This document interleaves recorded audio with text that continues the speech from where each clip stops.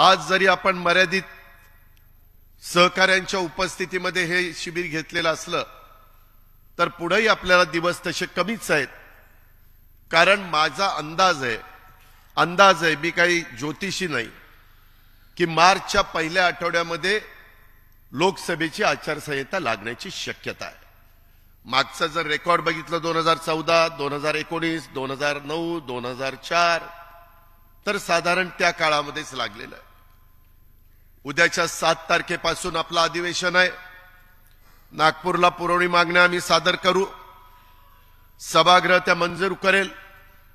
परंतु यंदा मला अर्थसंकल्प सादर करता येणार नाही. साधारण फेब्रुवारीला वोट अँड अकाउंट इथं 2 माजी अर्थमंत्री दिलीप वळसे पाटील आणि सुनील तटकरे, त्यांना माहिती आहे की तसं करावं लागतं. आणि साधारण एप्रिल मे जून 2-3 महिन्याचा खर्च मी त्याच्यातनं एकनाथराव शिंदे, देवेंद्र फडणवीस या सगळ्यांच्या नेतृत्वाखाली आपण तो मंजूर करून घेऊ.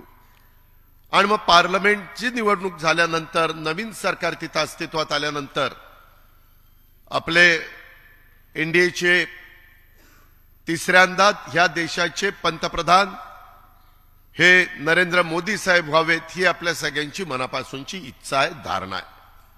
आणि तशा पद्धतीनं आपल्याला सगळ्यांना काम करायचंय.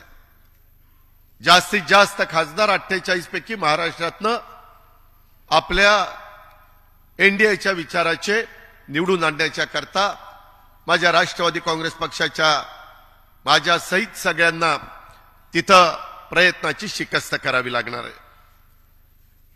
त्याच्यामध्ये आचारसंहिता सुरू झाली, बाकीच्या गोष्टी होतील. आपल्याला तर आपल्याकडे असणाऱ्या आता 4 जागा, बारामती, शिरूर, सातारा आणि रायगड, ह्या तर आपण लढवणारच आहोत. परंतु त्याच्याच बरोबर इतर पण काही जागा ज्या उभाठा म्हणजे उद्धव बाळासाहेब ठाकरे यांच्या शिवसेनेकडे आहेत, त्याच्यात पण राष्ट्रवादी काँग्रेस पक्षाची ताकद जिथं असेल तिथं भाजप आणि शिंदे साहेबांशी चर्चा करून आपल्याला सीटांचा वाटप त्या ठिकाणी करायचंय. पेपरला बातम्या येतील, मीडियामध्ये बातम्या येतील, लगेच त्याच्यावर तुम्ही विश्वास ठेवून अरे बाबा हे काय चाललंय. अजून आमची अमित शहा साहेब असतील, त्याच्यामध्ये देवेंद्रजी असतील, चंद्रशेखर बावनकुळे असतील किंवा एकनाथराव शिंदे असतील, त्याच्यामध्ये थोडीशी प्राथमिक चर्चा झाली. परंतु आपण ह्या 5 राज्यांच्या सध्या निवडणुका चालू आहेत, त्याच्यानंतर आपण बसूया अशा पद्धतीनं आम्हा लोकांचं ठरलेलं आहे. आणि त्याच्यात इलेक्टिव्ह मेरिट पाहून, त्या भागामध्ये त्या कार्यकर्त्याचं काम पाहून आपण आपली सगळी ताकद एनडीएच्या सगळे घटक पक्षांना बरोबर घेऊन महाराष्ट्रामध्ये चांद्यापासून बांद्यापर्यंत ह्या लोकसभेच्या निवडणुकीचं काम करायचंय. ती पहिली नांदी आहे. हे करत असताना फार कमी काळ असल्यामुळं आपल्याला वेगवेगळे बरीच कामं आहेत. खरं तर आता उद्याच्याला मी संभाजीनगर परिसरामध्ये, जुना औरंगाबाद, त्याच्या दुसऱ्या दिवशी मी रायगड जिल्ह्यामध्ये श्रीवर्धन त्या भागात कार्यक्रम घेतले. त्याच्यानंतर मी सिंधुदुर्गला नेव्हीचा कार्यक्रम नेहमी मुंबईला होत असतो तो ह्यावेळेस पंतप्रधान महोदयांनी सिंधुदुर्ग जिल्ह्यामध्ये घेतलेला आहे. त्याला आम्हाला सगळ्यांना जावं लागेल. आणि मग 5 तारखेला एक दिवस मुंबईमध्ये थांबून 6 तारखेला चैतन्यभूमीला जाऊन तिथं नतमस्तक होऊन तिथं अभिवादन करून डॉक्टर बाबासाहेब आंबेडकरांना मग मी दुपारी नागपूरला त्या बाबतीमध्ये जाईल. यांनाही बऱ्याच जणांना नागपूरला यावं लागेल, कारण चहापानाचा कार्यक्रम असतो, कॅबिनेट असते आणि प्रेस कॉन्फरन्स होती मुख्यमंत्र्यांची. आणि 7 तारखेपासून आपलं अधिवेशन आहे. अधिवेशनामध्ये जे काही आता आज गेले 2 दिवस, पहिल्या दिवशी 14 मान्यवरांनी आपले विचार मांडले, आज 12 ते 13 मान्यवरांनी आपले आपले विचार मांडले. बऱ्याच कार्यकर्त्यांना मला चिठ्ठ्या येत होत्या, सुनीलजींना येत होत्या, इतर सहकाऱ्यांना, सूरजला येत होत्या की मला बोलायचंय. जरूर त्या कार्यकर्त्याला वाटतं की मलाही संधी मिळावी, परंतु वेळेची काही मर्यादा असते आणि त्याच्यामुळं ते आपल्याला उरकावं लागतं. तरी देखील त्याच्यातनं बऱ्याच वेगवेगळ्या घटकांना, वेगवेगळ्या पदाधिकाऱ्यांना, वेगवेगळ्या सहकाऱ्यांना, माझ्या महिला असतील किंवा माझ्या इतर सहकारी असतील, त्या सगळ्यांना संधी देण्याचं काम सुनील तटकरे आणि पक्षाने आणि आम्ही सगळ्यांनी केलेलं आहे. राहिलेल्यांना पण आपण संधी देऊ, त्याबद्दल काही त्यांनी काळजी करू नये. त्या संदर्भामध्ये ह्या सगळ्या गोष्टी घडत असताना साधारण सुनील तटकरे, सुधाकर घारे, अनिकेत तटकरे, शिवाजीराव गर्जे, संजय बोरगे, नरेंद्र राणे ह्या असंख्य कार्यकर्त्यांनी ज्या प्रकारे व्यवस्था केली त्याबद्दल त्यांना हॅट्स ऑफ. खरोखरीच चांगली व्यवस्था झाली आणि त्याच्यामुळं जे चांगलं आहे त्याला चांगलं म्हटलं पाहिजे. फक्त मी सारखं सुनीलजींना तिथं बसल्यावर म्हणायचो एकच भोक राहिली इथं भोक. त्याच्यावरून आठवलं आज ह्या मालकाचं देबाशिष चक्रवर्ती हे जे मालक आहेत.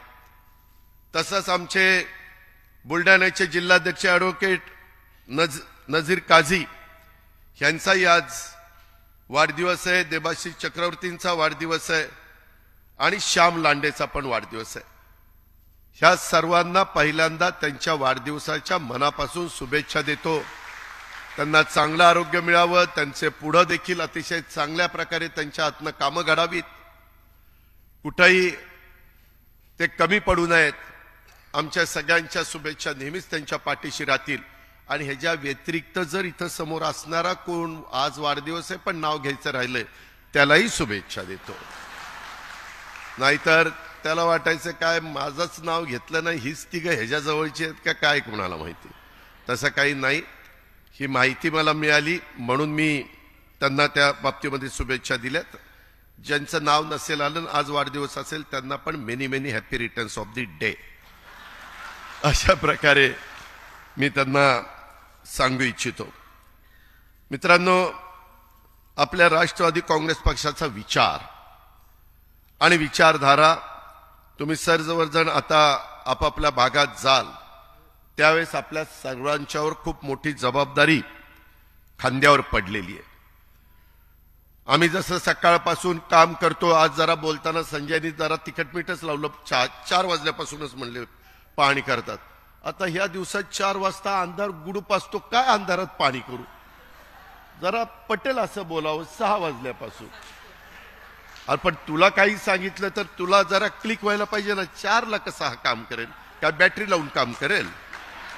त्याच्यामुळं हे थोडंसं व्यवहाराने बोललं की माणसाला पटतं आणि ती आपली संस्कृती आहे, ती आपली परंपरा आहे. आणि म्हणून मित्रांनो, ही जबाबदारी आपल्या खांद्यावर आहे. आपल्या राष्ट्रवादी काँग्रेस पक्षाने नेहमीच त्याचा उल्लेख तटकरे साहेबांनी केला, प्रफुल्लबाईंनी केला, इतर मान्यवरांनी केला, भुजबळ साहेबांनी केला. आणि आपल्यालाही पुन्हा एकदा निक्षून ह्या निमित्तानं ह्या शिबिराच्या सांगू इच्छितो, आपल्या मार्फत महाराष्ट्रातल्या तमाम जनतेला सांगू इच्छितो की राष्ट्रवादी काँग्रेस पक्षाने कायमच युगपुरुष छत्रपती शिवाजी महाराजांच्या रयतेच्या राज्याची प्रेरणा घेऊन शाहू फुले आंबेडकरांच्या विचारधारेला आपण आदर्श मानलेला आहे.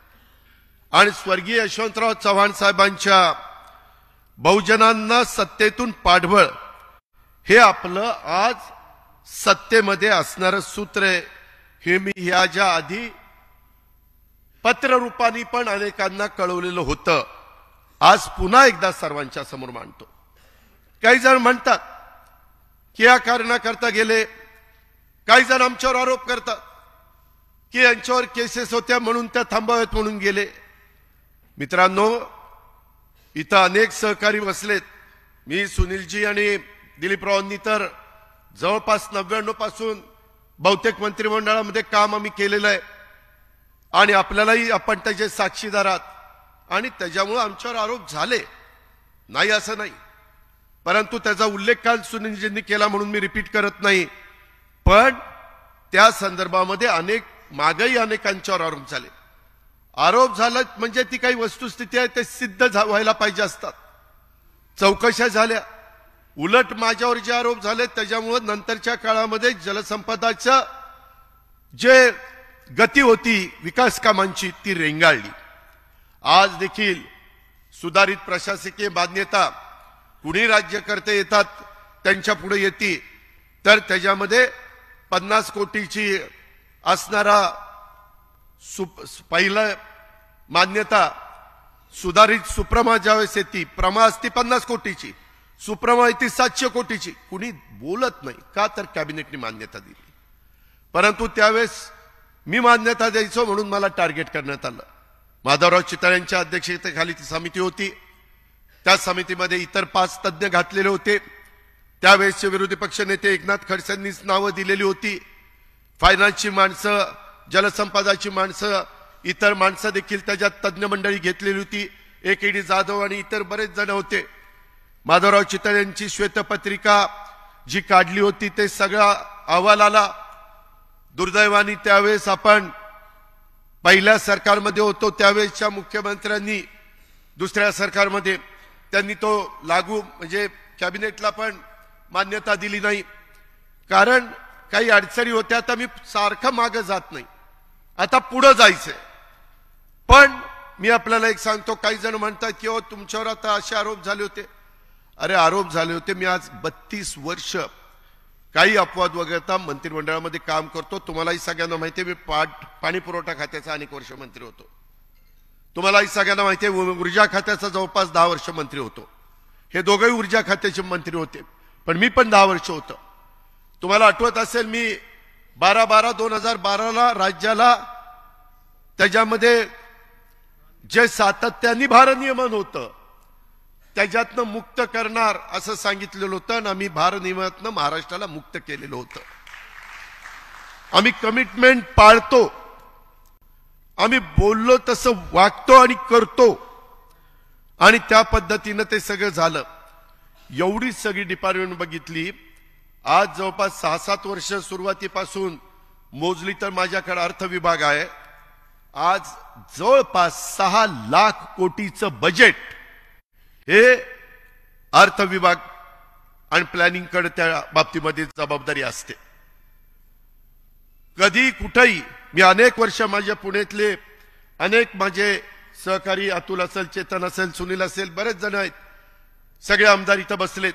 मी कधी डीपीसीच्या संदर्भामध्ये कुणी माझ्यावर कसलाही वेडावाकडा आरोप करू शकत नाही। कुठल्याही डिपार्टमेंटच्या बाबतीत माझ्याकडे तर जीएसटी डिपार्टमेंट इतकं महत्वाचं आहे मित्रांनो, 2 लाख कोटी रुपयाच्या पर्यंत त्याचा टॅक्स गोळा होतो। काही दिवसाकरता मध्ये एक्साइज पण होतं, पण करायचं तर स्वच्छ भूमिकेतनं काम करायचं। इथं इतके आमदार बसलेत, प्रकाशराव बरेच, मी सगळ्यांची नावं राजेजी वगैरे इंद्रनील सगळ्यांची घेत नाही, पण त्यांना विचारा, ज्यावेळेस मी एखादी गोष्ट मंजूर करून देतो त्यावेळेस फार स्पष्ट भूमिका माझी त्या ठिकाणी असते।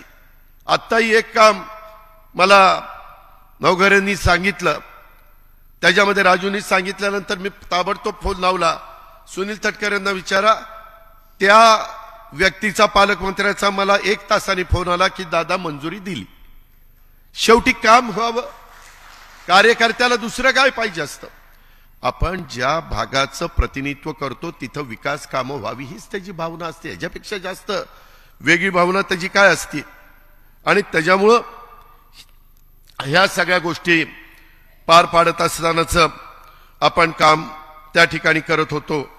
मित्रांनो, आज अनेकांनी म्हणजे मी वेगवेगळ्या लोकांची सकाळपासून भाषणं फार बारकाईनं ऐकत होतो, त्याच्यामध्ये आज भाषण केलेले राजेश्वर चव्हाण, मला त्याचं ह्याचंही भाषण आठवतंय, यशवंतराव चव्हाण प्रतिष्ठानला त्याने भाषण केलं होतं। आज पण मी फार बारकाईनं ऐकत होतो, सगळ्यांनी चांगले विचार, चांगली मतं मांडली। वेळ कमी होता, परंतु कमी वेळेचं लक्षामध्ये घेऊन युसुफ पुंजानी असेल, आमच्या सुरेखाताई असतील, आमच्या आदिल फरास, अभिजित, आपल्या रवींद्र पगार, आनंद परांजपे, राजलक्ष्मीताई, सगळ्यांनी आपली मतं संजयनी तिथं मांडण्याचा प्रयत्न केला। मी त्याच्या संदर्भात एवढंच सांगेन की मला सगळ्या मंत्र्यांना आज थोडीशी तब्येत बरी नसल्यामुळे भुजबळ साहेब गेले, परंतु मुश्रीफ साहेब आज 2 दिवस हे चालू आहे तिथं इलेक्शन, त्याच्यामुळं साखर कारखान्याच्या इलेक्शनमुळे ते येऊ शकले नाही. त्यांनी पहिलंच मला सुनीलजींना बाकीच्यांच्या कानावर घातलेलं होतं. पण यामध्ये एक गोष्ट त्याची पटलेली आहे. मी पण अनेकदा मंत्रालयामध्ये असतो त्यावेळेस माझ्या इथं मंत्री असले की पहिली त्यांना एंट्री असते की तो डायरेक्ट येतो. ते शेवटी त्यांच्याही मतात ऑफिसला लोक असतात त्याच्यावर त्यांना लवकर मोकळं करणं मला योग्य वाटतं. त्याच्यानंतर खासदार आमदार आले तरी देखील आपण त्यांना प्राधान्याने घेण्याचा प्रयत्न करतो. गरज जरा जास्त असते पण आपण प्रयत्न करत असतो. आता इथून पुढं माझ्या ऑफिसनी लक्षात ठेवायचंय विकास आणि इथं डिक्ले आहे की जसं मंत्र्याला नंबर 1चं प्राधान्य, नंबर 2चं प्राधान्य खासदार आमदारांना आहे, तसं नंबर 3चं प्राधान्य राष्ट्रवादी काँग्रेस पक्षाच्या जिल्हा अध्यक्षांना तिथं राहील.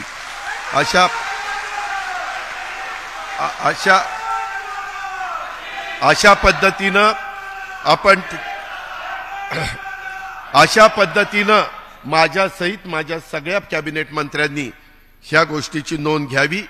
शेवटी आपण आपल्या जिल्हाध्यक्षाला मान सन्मान प्रतिष्ठा दिली तर त्याला त्या शहरामध्ये त्या जिल्ह्यामध्ये महत्त्व प्राप्त होईल. पण म्हणून राजेश्वर सारखंच रोजच काहीतरी काम आणायचं नाही, म्हणजे हे पण जरा मर्यादितच.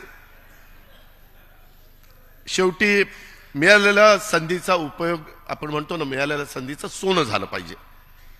अशा पद्धतीनं आपण त्या बाबतीमध्ये जाऊ. इतर पण सुनीलजींनी पण नोंद घेतली, मी पण नोंद घेतली, मी काही नोट पण करून घेतलेल्या आहेत.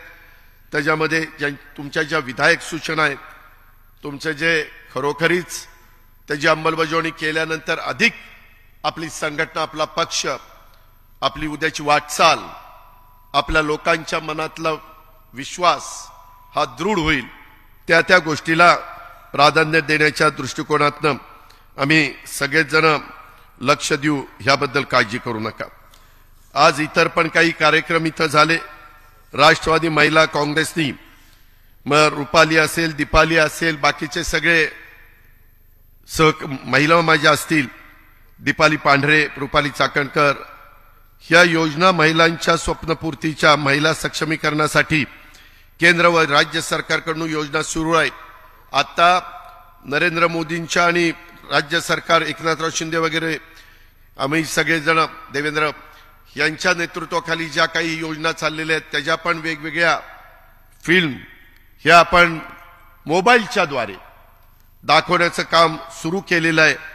कारण खूप चांगल्या योजना आहेत, केंद्राच्या आहेत आणि राज्याच्या आहेत. या योजना काही कारणांनी माझ्या महिलांच्या पर्यंत, माझ्या युवकांच्या, युवतींच्या, कार्यकर्त्यांच्या पर्यंत, शेवटच्या माणसापर्यंत ह्या पोहोचू शकत नाहीत. त्यामुळे राष्ट्रवादी महिला काँग्रेस पार्टीकडनं योजना आणि व्यवसायासाठी प्रोजेक्ट रिपोर्ट, सबसिडी आणि इतर बाबी सोप्या भाषेत समजावून सांगण्याच्या करता लवकरच एक टोल फ्री नंबर तुम्हाला देण्यात येईल. आणि तो नंबर मिळाल्यानंतर त्याच्यातनं महिलांना अधिक चांगलं काम होण्याच्या करता मदत होणार आहे. त्याचा फायदा देखील तुम्ही सगळ्यांनी घ्यावा अशी माझी तुम्हाला सगळ्यांना विनंती आहे. राष्ट्रवादी युवती काँग्रेस, अजित पर्व, युवा सर्व, देऊ उभारी घेऊ भरारी, युवती आमची कारभारी, धडाडी पथक, आम्ही कटिबद्ध आहोत समाजाचे प्रश्न सोडवण्यासाठी. आमची सायली दळवी असेल, सोनाली गाडे असेल, अमिलाशा रोकडे असेल, ह्या सगळ्या आमच्या मुलींनी, हे युवतींनी मिळून हे नवीन अभियान केलेलं आहे आणि यांना मार्गदर्शन करण्याचं काम आदिती करत असते.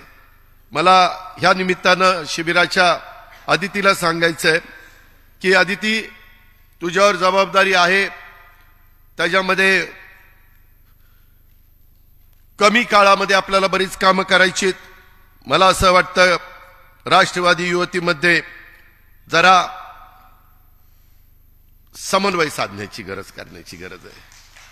थोडंसं वाद आहेत असं म्हणता येणार नाही, मतभेद आहेत. काही वेगळी मतं आहेत, काही वेगळी मतं आहेत. त्यांना एकत्र घेऊन बसण्याची काम करण्याची गरज आहे. आदिती, तू त्याच्यात पुढाकार घे. सध्या युवती प्रदेशची प्रभारी अध्यक्ष म्हणून त्याच्यामध्ये जबाबदारी म्हणजे तिथं बाकीचे काम करतील परंतु त्यांना मार्गदर्शन करण्याचं काम आणि त्यांना एकसंघ ठेवण्याचं काम, त्यामध्ये मुलींना एकदम तरुणपणी आपण काय केलं पाहिजे, कसं केलं पाहिजे त्याच्या संदर्भातलं थोडंसं गाईडलाईन मिळाली तर त्याचा फायदा जास्त चांगला होणार आहे. आणि त्याकरता आजच्या शिबिराच्या निमित्तानं ती जबाबदारी आपण अदिती तटकरे यांच्यावर त्या बाबतीमध्ये देऊ आणि त्या पद्धतीनं युवतींच्या बाबतीमध्ये आणि महिलांच्या बाबतीमध्ये देखील आज संपूर्ण मंत्रिमंडळामध्ये तू महिलांचं एकटी प्रतिनिधित्व करते, म्हणजे ही वस्तुस्थिती आहे. आणि त्याच्यामुळं तुझ्यावर त्या खात्याची पण जबाबदारी आहे, त्याच्यामध्ये इतर पण बालक पण आलेत, बाकीचे पण आलेत आणि तुला बजेट पण त्या मानाने चांगलं असतं. काही कमी पडत असेल तर सांगा. शेवटी आपली मुलं, आपल्या महिला यांना कुठेही पैशाची कमतरता, निधीची कमतरता पडता कामा नये आणि तशा पद्धतीचं काम अर्थमंत्री म्हणून माझ्याकडनं होईल. त्याला निश्चितपणे पाठबळ देण्याचं काम राज्याचे मुख्यमंत्री आणि उपमुख्यमंत्री करतील याबद्दल माझ्या मनामध्ये तीळ मात्र शंका नाही. ही पण बाब आपण सगळ्यांनी ध्यानामध्ये घेतली पाहिजे. त्याचबरोबर आपण वैद्यकीय मदत कक्ष आणि गड किल्ले संवर्धन सेल हे दोन्ही नवीन सेल सुरू केलेले आहेत. वैद्यकीय कक्षातून गोरगरीब आणि आर्थिक दुर्बल घटकातील गरजू आणि रुग्णांना मदत आणि मार्गदर्शन केले जातं. सर्व शस्त्रक्रिया, हृदयरोग संबंधित कर्करोग, जन्मता कर्णबधीर, cochlear implant, kidney transplant, bone marrow transplant अशा अनेक प्रकारचे आजार असतात. हे सर्व धर्मादाय अंतर्गत पंतप्रधान वैद्यकीय निधी किंवा आपल्या राज्याचा मुख्यमंत्री सहाय्यता निधी आणि विविध खासगी ट्रस्टद्वारे आपल्याला त्याच्यामध्ये पक्षाच्याकडनं देखील याच्यामध्ये मदत झाली पाहिजे आणि म्हणून तोही काम आपण सुरू करतोय. ह्याही गोष्टीची नोंद घ्यावी. तसंच सांस्कृतिक विभागामध्ये देखील बाबा पाटील काम करतोय. तिथं पण अनेक कलावंत आपले मेंबर झालेले आहेत. त्यांचाही उपयोग पक्षवाढीच्या करता त्यांच्या व्यापातून, त्यांच्या कामातून कसा करून घेता येईल हाही प्रयत्न आपण सगळेजण करू. ही पण ग्वाही मी आपल्या सगळ्यांना ह्या निमित्तानं देतो. जरी आपल्याकडे सध्या कोल्हापूर, पुणे, बुलढाणा, परभणी, बीड, नंदुरबार, गोंदिया हे 7 जिल्हे पालकमंत्री म्हणून असले तरी देखील परत आम्ही एकदा बसून आणखीन राहिलेल्या पण मंत्र्यांच्यावर काही जिल्ह्याची पालकमंत्र्यांची जबाबदारी टाकणार आहोत. जिथं पालकमंत्री आपले तिथं त्या पालकमंत्र्यांनी आपल्या आपल्या कार्यकर्त्यांना सकाळी मी सूरज चव्हाण आणि युवकांना पण घेऊन बसलेलो होतो. त्यांच्याही काही समस्या आहे, प्रत्येकाच्या वेगवेगळ्या समस्या असतात आणि त्या सोडवणं आपल्याला पक्षामुळं, राष्ट्रवादी काँग्रेस पक्षामुळं एक पदही मिळालेली आहेत. त्या पदाचा वापर हा सर्वसामान्य माणसाचे प्रश्न सोडवण्याच्या करता करायचा असतो. त्याच्यामध्ये संघटनेतल्या लोकांना पण जास्त अग्रक्रमाने मदत झाली पाहिजे अशा प्रकारची देखील भूमिका ह्या निमित्तानं मी आपल्या सगळ्यांच्या समोर ठेवू इच्छितो. मित्रांनो, खूप काही वेगवेगळी भूमिका इथं मांडण्याचं काम झालं. खूप काही नवीन नवीन गोष्टी ह्याही आपल्याला त्या निमित्तानं कळाल्या आणि त्या कळत असताना मला पण, मी अनेक वर्ष संघटनेमध्ये काम करतोय, त्यावेळेस मला देखील 2004चं जे काही प्रफुल्लबाईंनी सांगितलं ते पहिल्यांदाच कळलं. एक गोष्ट खरी आहे, एकेकाळी पूर्वीचा जनसंघ नंतर भाजप ह्या पक्षाच्या संदर्भामध्ये थोडंसं वेगळं बोललं जायचं. बाबा जातीयवादी आहे, ठराविकांचाच विचार करतात आणि अशा पद्धतीनं आपण नेहमी भाजप आणि शिवसेनेपासून बऱ्यापैकी अंतर ठेवून काम करत होतो. पुरोगामी विचारांच्या संदर्भामध्ये ज्या वेळेस भूमिका घेतली गेली किंवा डाव्यांनी पण भूमिका मांडली गेली त्यावेळेस नेहमी असं होत होतं. हा सुरुवातीचा काळ. आता देशाला स्वातंत्र्य मिळून 75 वर्ष होऊन गेलेली आहेत. आता काळ बदललेला आहे. काळानुरूप साधारण लोकांच्या काय भावना आहे, काय कल्पना आहे, काय अपेक्षा आहे, काय त्यांची पूर्तता केली पाहिजे हा प्रयत्न तर सगळेच करतात. वाजपेयी साहेब ज्यावेळेस पंतप्रधान झाले, अटल बिहारी वाजपेयी साहेब, त्यावेळेस एनडीएचे ते प्रमुख होते. अनेक पक्ष त्या संघटने त्यांच्याबरोबर काम करत होते. परंतु तेव्हापासून अनेकांनी, ज्याचा उल्लेख मगाशी भुजबळ साहेबांनी केला, अनेकांनी आज जरी ते स्वतःला सेक्युलर समजत असले तरी आपणही सेक्युलर आहोत. आपण आपली विचारधारा सोडलेली नाही, त्याचा उल्लेख सगळ्यांनी केला. मी माझ्या विशेषतः या शिबिराच्या निमित्तानं मुस्लिम बांधवांना सांगू इच्छितो, अल्पसंख्याक समाजाला सांगू इच्छितो की माग देखील शिवसेनेला अल्पसंख्याक समाज फार दूरचा मानायचा.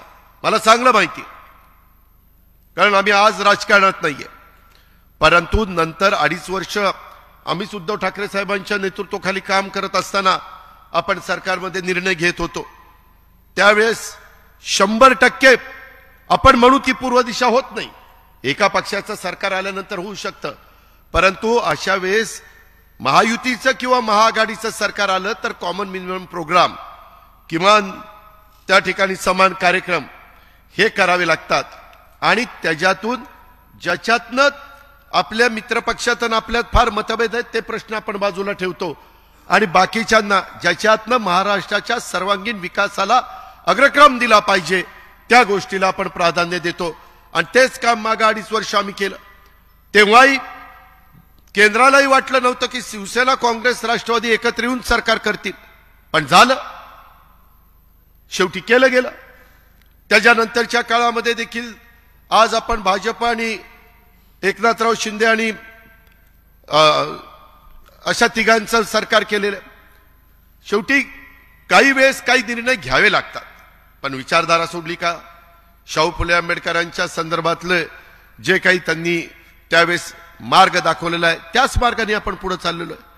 त्याचा उल्लेख मी केलाय, भुजबळांनी केला, तटकऱ्यांनी केला, अनेकांनी केला.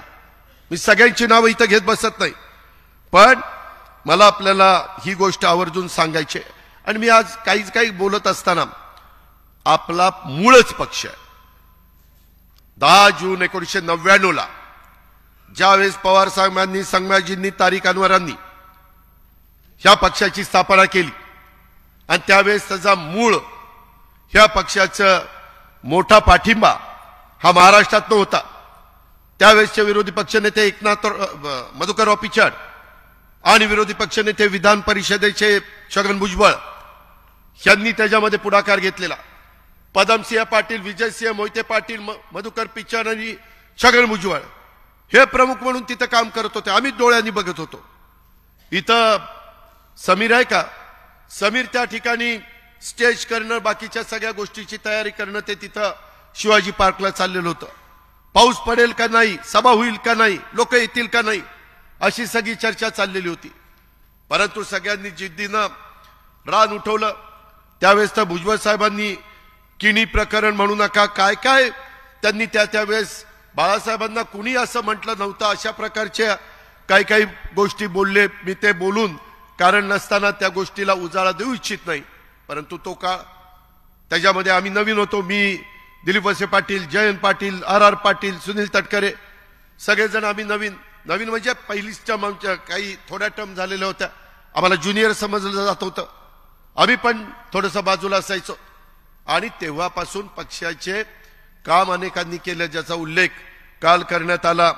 त्याच्यामध्ये भुजबळ साहेब पहिले प्रांताध्यक्ष असू द्या, नंतर बबनराव पाचपुते असतील, RR पाटील असतील, अरुणभाई गुजराती असतील, त्याच्यामध्ये मधुकरराव पिचड असतील, भास्करराव जाधव असतील किंवा सुनील तटकरे असतील, आणि नंतर हे जयंत पाटील साहेब.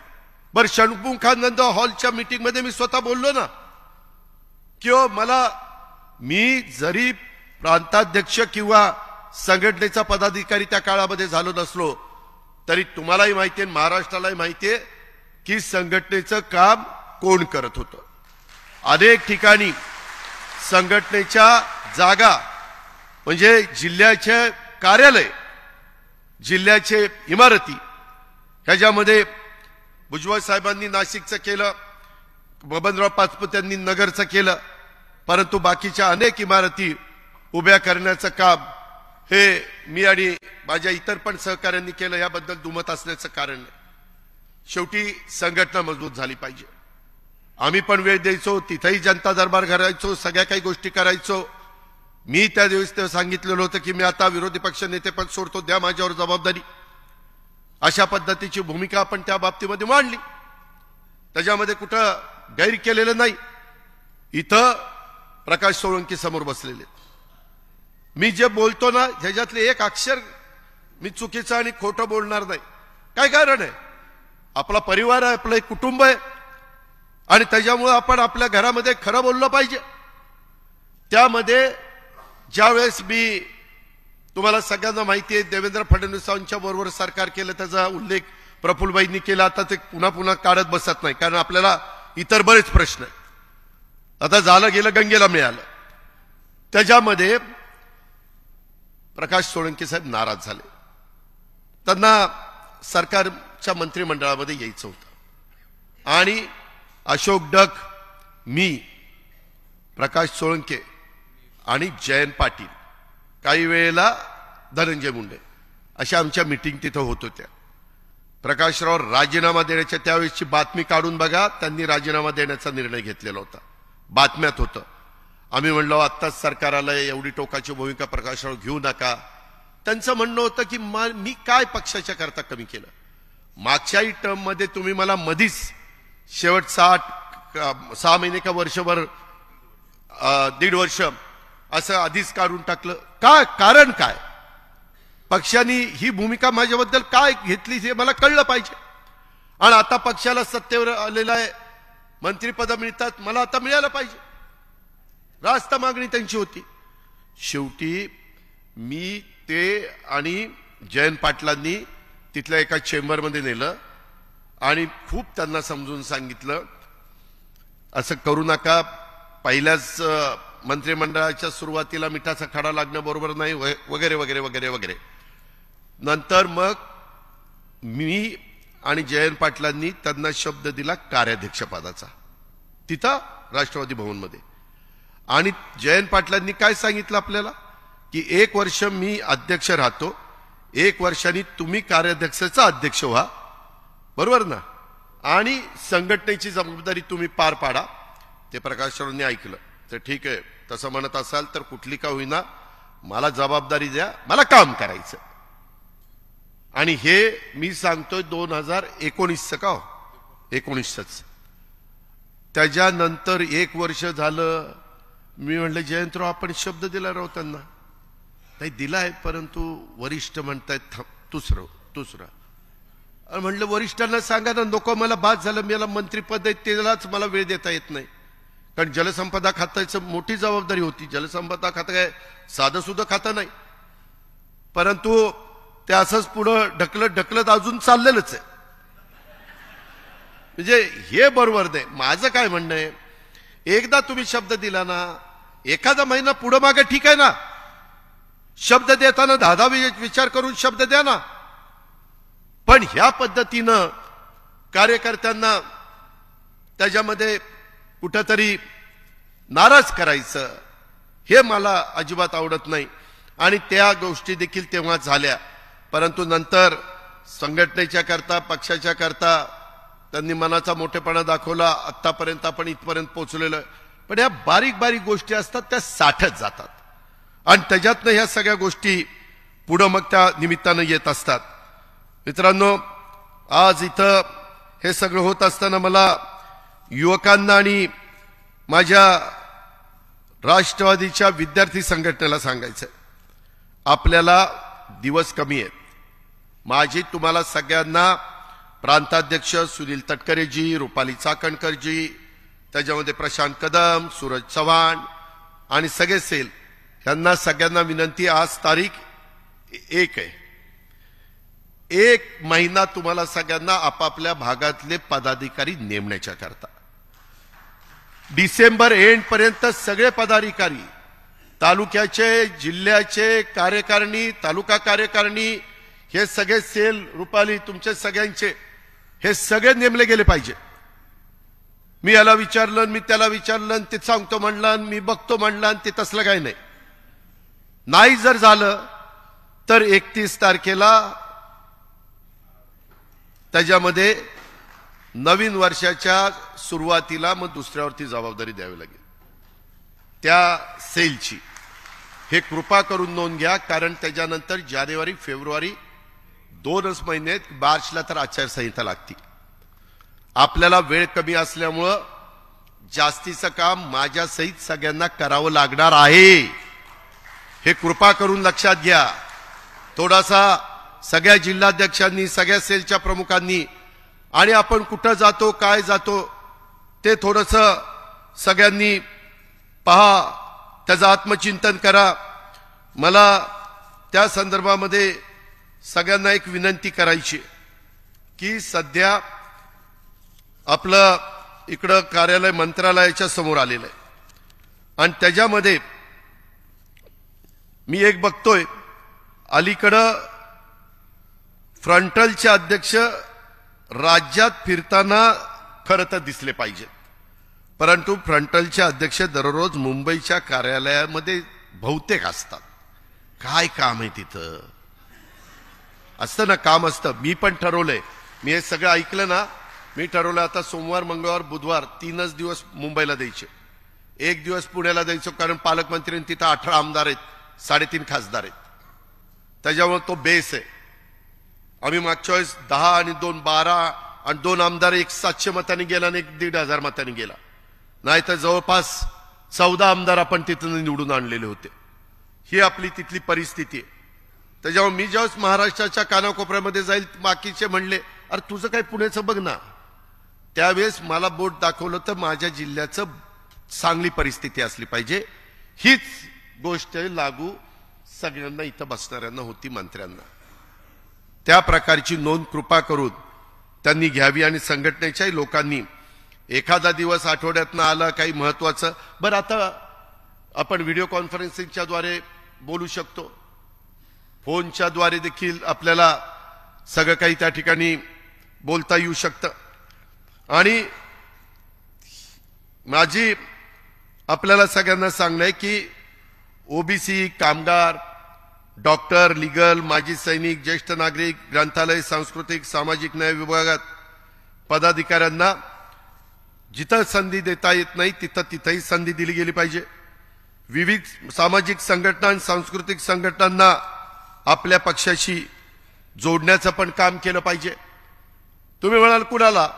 उदाहरणार्थ सार्वजनिक गणेश मंडळ, गणपती मंडळ, गणेश मंडळ, दहीहंडी मंडळ, तरुण मित्र मंडळ, महिला मंडळ, माथाडी युनियन, एसटी कर्मचारी संघटना, शिक्षक संघटना, रिक्षा चालक मालक संघटना, कामगार संघटना, फेरीवाला संघटना, विविध पत्रकार संघटना, बँक कर्मचारी युनियन, ओला उबेर टॅक्सी चालक मालक संघटना, आयटी कर्मचारी संघटना, शासकीय, निमशासकीय, खासगी संस्थांच्या मधील कर्मचारी संघटना, ग्रामसेवक संघटना, तलाठी संघटना, अंगणवाडी सेविका संघटना, आशा सेविका संघटना, कंत्राटी कर्मचारी संघटना, विनाअनुदानित शिक्षक संघटना, शिक्षक संस्था चालकांची संघटना, टोल नाका कामगार संघटना, विविध जातीच्या संघटना, आरटीआय कार्यकर्ते, विविध एनजीओज, अशा समाजातील सर्व संस्था, घटकांशी, संघटनांशी आपला संपर्क आला पाहिजे. सोशल मीडियाला पण आज का काल कोणतरी बोलत असताना अनन्यसाधारण महत्व प्राप्त झालेलं. आम्ही राजकारणात आलो तेव्हा सोशल मीडिया नव्हता, मोबाईल नव्हता, काही नव्हतं. तो काळ आणि आताचा काळ ह्याच्यामध्ये जमीन आसमानाचा फरक आहे. त्याच्यावर सोशल मीडियाचा पण पुरेपूर फायदा घेतला गेला पाहिजे. या संघटनांच्या प्रमुख नेत्यांच्या समोर बैठका आयोजित करून समाजातील विविध प्रवाहांच्या सोबत कार्यकर्त्यांनी, पक्ष संघटनेच्या प्रमुखांनी स्वतःला जोडून घेतलं पाहिजे. पक्ष वाढतो म्हणजे भाषण देऊन पक्ष वाढत नाही. त्याला कष्ट, मेहनत घ्यावी लागती, त्याच्यात मनाचा दिलदारपणा, मोठेपणा दाखवावा लागतो. सगळ्या जाती धर्माला एक कृतीतनं सिद्ध करावं लागतं की बाबा हा पक्ष आमचाही विचार करतोय. साहित्य, पत्रकार, खेळाडू, कलावंत, डॉक्टर, वकील, सामाजिक कार्यकर्ते अशा समाजात प्रभाव असणाऱ्या विविध क्षेत्रातील व्यक्तींच्या सोबत देखील पदाधिकारी कार्यकर्त्यांनी समन्वय ठेवला पाहिजे. पक्षाचे प्रदेश आणि जिल्हा अध्यक्ष, तालुका अध्यक्ष कार्यालयात नियमित उपस्थित असले पाहिजे. नाहीतर कार्यालय खोलले तिथं कुणी बसायला नाही, असं नाही पाहिजे. कुणी ना कुणी एवढे सेल, एवढे कार्यकर्ते, एवढे पदाधिकारी वाटून घ्या ना दिवस, पण ते तिथं हजर असले पाहिजे. त्याचबरोबर पदाधिकाऱ्यांनी लोकांच्या मध्ये मिसळलं पाहिजे, दररोज लोकांना भेटलं पाहिजे. पक्षाच्या प्रदेश कार्यालयात बसून नेत्यांचे कान भरणारे काही महाभाग असतात. दादा ही लय असं करत होता, हे लयच तसं करत होता, माग तुमचं लयच वाईट बोलत होता, अरे तुला काय घेणे देणे, तू तुझं कर ना. पण हे जे काही आहे ह्या महाभागांना, दरबारी प्रवृत्तीच्या कार्यालयीन पदाधिकाऱ्यांना पक्षाचे नेते कधी कधी बळी पडतात.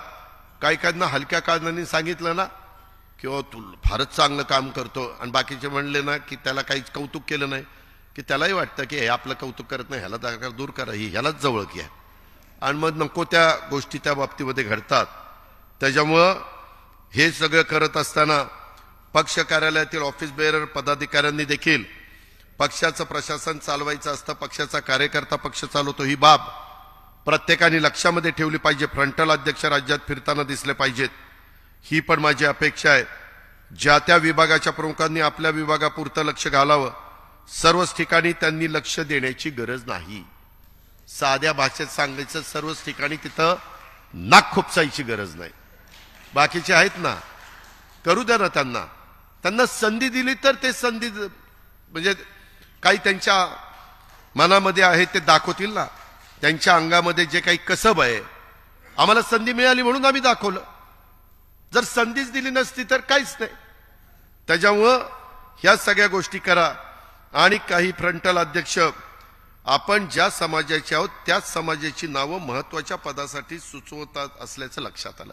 कृपा करून तसं करू नका. शाहू फुले आंबेडकर, छत्रपती शिवाजी महाराज, सर्व धर्म समभाव, त्याच्यामध्ये सगळ्या घटकाला ज्याचा उल्लेख मगाशी अनेकांनी केला किंवा महाराष्ट्रातल्या पण अनेक सहकारी भेटले, ज्या पद्धतीनं आपल्याला ज्या जागा आल्या त्या जागेमध्ये वेगवेगळ्या घटकाला प्रतिनिधित्व देण्याचं काम राष्ट्रवादीच्या सगळ्या प्रमुख नेते मंडळींनी केलं. तशा पद्धतीनं तुम्ही पण संघटनेमध्ये एखादं कुटुंब संख्येने एकच असेल पण ते ऍक्टिव्ह असेल तर त्याच्यातला पण एक सदस्य घ्या, तो बरंच काम त्या ठिकाणी करू शकतो. आणि ह्या पद्धतीनं आपण केलं पाहिजे. जबाबदार पदाधिकाऱ्यांनी सर्व समावेशकच असलं पाहिजे. पक्षांतर्गत जातीवाद आणि विशिष्ट हेतू ठेवून केलेलं लॉबिंग अजिबात खपवून घेतलं जाणार नाही. ह्याही गोष्टीची नोंद आपण सगळ्यांनी ह्या निमित्तानं घ्यावी. का पक्षाची संघटनात्मक रचना आणि कार्यकर्ते पदाधिकाऱ्यांच्या अडचणी, आव्हान असे अनेक प्रश्न असतात. समान किमान कार्यक्रमावर सरकारमध्ये आपण सामील झालेलो असतो. आपण कार्यकर्त्यांच्यासाठी गाव तिथं राष्ट्रवादी, घर तिथं झेंडा हा कार्यक्रम आहे. पदाधिकाऱ्यांच्यासाठी प्रभाग तिथे राष्ट्रवादी, चौक तिथे झेंडा, आणि पक्षाच्या विविध सेल आणि फ्रंटलच्या विभागावर अतिशय जबाबदारी तिथं आहे. हे पण आपण लक्षात घ्या. मित्रांनो, आपला मूळ पक्ष हा राष्ट्रवादी काँग्रेस पक्ष आहे. ते 30 तारखेला मला तिथल्या कार्यकारिणीने अध्यक्षपदाची जबाबदारी दिली आणि तेव्हापासून मी ती घेतलेली आहे आणि काम करतोय. कोर्ट कचेऱ्या वगैरे ते चालू आहेत, त्याच्यामध्ये तुम्ही लक्ष देऊ नका. लक्ष देणारे लक्ष देतील. तुम्ही तुमचं काम करा, नाहीतर ती चिन्ह मिळेल का रे आपल्याला? आणि काय रे होईल नंतर? मग आपल्याला मिळालं तर ते काय घेतील? अरे काय घेणे देणे तुझं तू बघ ना, तुझं तू बघ ना. आपलं आपल्याला काम करा ना. पण भावकी, आपल्याला जळगाव मधनं बऱ्याच लोकांना निवडून आणायचंय. जोर ठेवा ठेवा ठेवा. त्याच्यामध्ये मला तुम्हाला एक सांगायचंय की खरोखरीच मी कुठंतरी तुम्हाला नावमेद करतो, तुम्हाला कुठंतरी काहीतरी चुकीचं सांगतो असं समजू नका. मी फार स्पष्ट वक्ताय, मला छक्केपंजे करता येत नाही. जे काही येते दूध का दूध पाणी का पाणी. काही चुकलं तर आम्ही सांगू भाऊ आपलं चुकलंय आणि मागं झालेलं आहे. काही शब्द आमच्याकडनं चुकीचे गेले, ते चव्हाण साहेबांच्या समाधीच्या इथं दिवसभर बसलो होतो. त्याच्या संदर्भामध्ये चुकतं माणसाचं. मी नेहमी सांगतो कार्यकर्त्याला, अरे बाबा काम करतो तीच चुकतो. उद्या ह्याच्यातल्या एखाद्याने कामच केलं तर चुकल कसा? कामच करत नाही म्हणजे इथं बोट दाखवलं म्हणजे ती काम करत नाही असं नाही, ते लक्षात घ्या. जो काम करत नाही तो चुकतच नाही. आम्ही 100 कामं केली तर 2-4-5 चुका देवीदासची होणार ना. त्याच्यामध्ये चुकीचं काय? पण आमच्या लक्षात आणून दिलं. आमचे दिलीप मोहिते लगेच लक्षात आणून देतात, आजी तिथं असं असं झालं, लगेच मी दुरुस्त करायचा प्रयत्न करतोय. म्हणजे गमतीचा भाग जाऊ द्या, पण बाबांनो हे करावं लागतं. हे त्याच्यात आपला स्वतःचा कमीपणा काही नाही. रोज माणूस नवीन शिकण्याचा प्रयत्न करत असतो. सर्व गुण संपन्न शिकून कुणीच आईच्या पोटात जन्माला येत नाही. रोज नवीन. कधी कधी माझ्या वयाच्या पेक्षा तरुणबाण 22-25 वर्षाची युवती किंवा युवक हा जास्त बुद्धिमान असू शकतो. आपण मान्य केलं पाहिजे की ठीक आहे तो जास्त बुद्धिमान आहे, आणि एखादा सल्ला त्याला विचारायची वेळ आली तर कमीपणा वाटण्याचं कारण नाही. घ्यायचा सल्ला काय बिघडतंय? त्याच्या संदर्भामध्ये उलट आपल्या ज्ञानामध्ये भर पडते. ह्याही गोष्टीचा विचार माझ्या कार्यकर्त्यांनी, माझ्या सहकारी मित्रांनी ह्या शिबिराच्या निमित्तानं त्या ठिकाणी केला पाहिजे. नागरी माझी दुसरी एक विनंती आहे सूरज, तुला तर मी मगाशी सांगितलं ते इतक्या दिवसाच्या आत सगळ्या संघटना आणि माझी आमदारांना आणि सगळ्या लोकप्रतिनिधींना विनंती, तर प्रमुख पदाधिकाऱ्यांना विनंती आहे की तिथं लवकरात लवकर नावं देण्याचा प्रयत्न करा. जे खरोखरीच काम करतात अशांची नावं द्या. त्याच्यामध्ये उगीच द्यायचं म्हणून नाव देऊ नका. त्याने काम केलं पाहिजे. पुन्हा नाही काम केलं तर मला त्यांना काढावं लागेल, आणि ते काढण्याची नामुष्की ही माझ्याकडं. काय रे, कुठं लावलं होतं? काय बाबा, कुठं लावल सांगता येत नाही.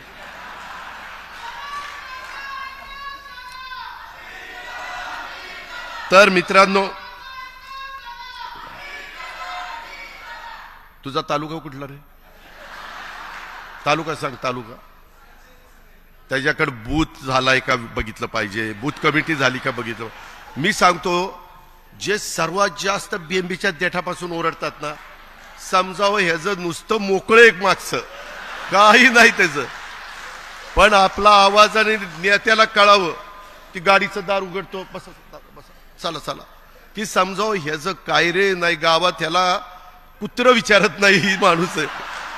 शपथ गळ्याच्या खोटं बोलत नाही. मी नेहमी कार्यकर्त्यांना सांग, अरे तुझं नाही म्हणत, तू बस खाली. त्याच्यामध्ये आपल्याला मी सांगतो, बरेच नेते आम्ही राष्ट्रीय नेते असतो आणि स्वतःचं गाव आमचं नसतं, सरपंच वेगळाच असतो आमचा. असं पण नसावं. आपला वॉर्ड आपल्या बरोबर असला पाहिजे, आपलं गाव आपल्या बरोबर असलं पाहिजे, तर आपल्याला किंमत राहते, तर आपल्याला समाज मानतो. ही गोष्ट लक्षात ठेवा बाबांनो. काही काही गोष्टी नाही पटल्या तरी त्या पटवून घ्याव्या लागतात, त्या अंगवळणी पाडाव्या लागतात. आणि म्हणून माझी तुम्हाला विनंती आहे की या सगळ्याच्या बाबतीमध्ये मला प्रशांतला पण सांगायचं, प्रशांत कदमला आणि संग्राम कोतेला सांगायचंय की तू मागे युवकचं अध्यक्ष काम केलं, विद्यार्थी संघटनेचं काम केलंय, त्याच्यामध्ये उमेशने काम केलंय. त्या संदर्भामध्ये तुम्हाला अनुभव आहे. तुम्ही थोडंसं प्रशांतला गाईड करा. प्रशांतनी पण यांचं ऐका.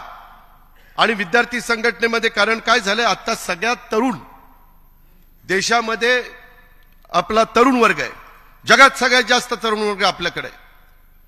परंतु काही वर्षांनी, 20 वर्षांनी ज्यावेळेस 160 कोटीला जाऊ आपण, त्याच्यात काय हाय गाय नाही, ते जाऊ तिथं, तर 140 ते 160 होऊ, त्यावेळेस सगळ्यात ज्येष्ठ असणारा जगातला देश हा भारत झालेला असेल.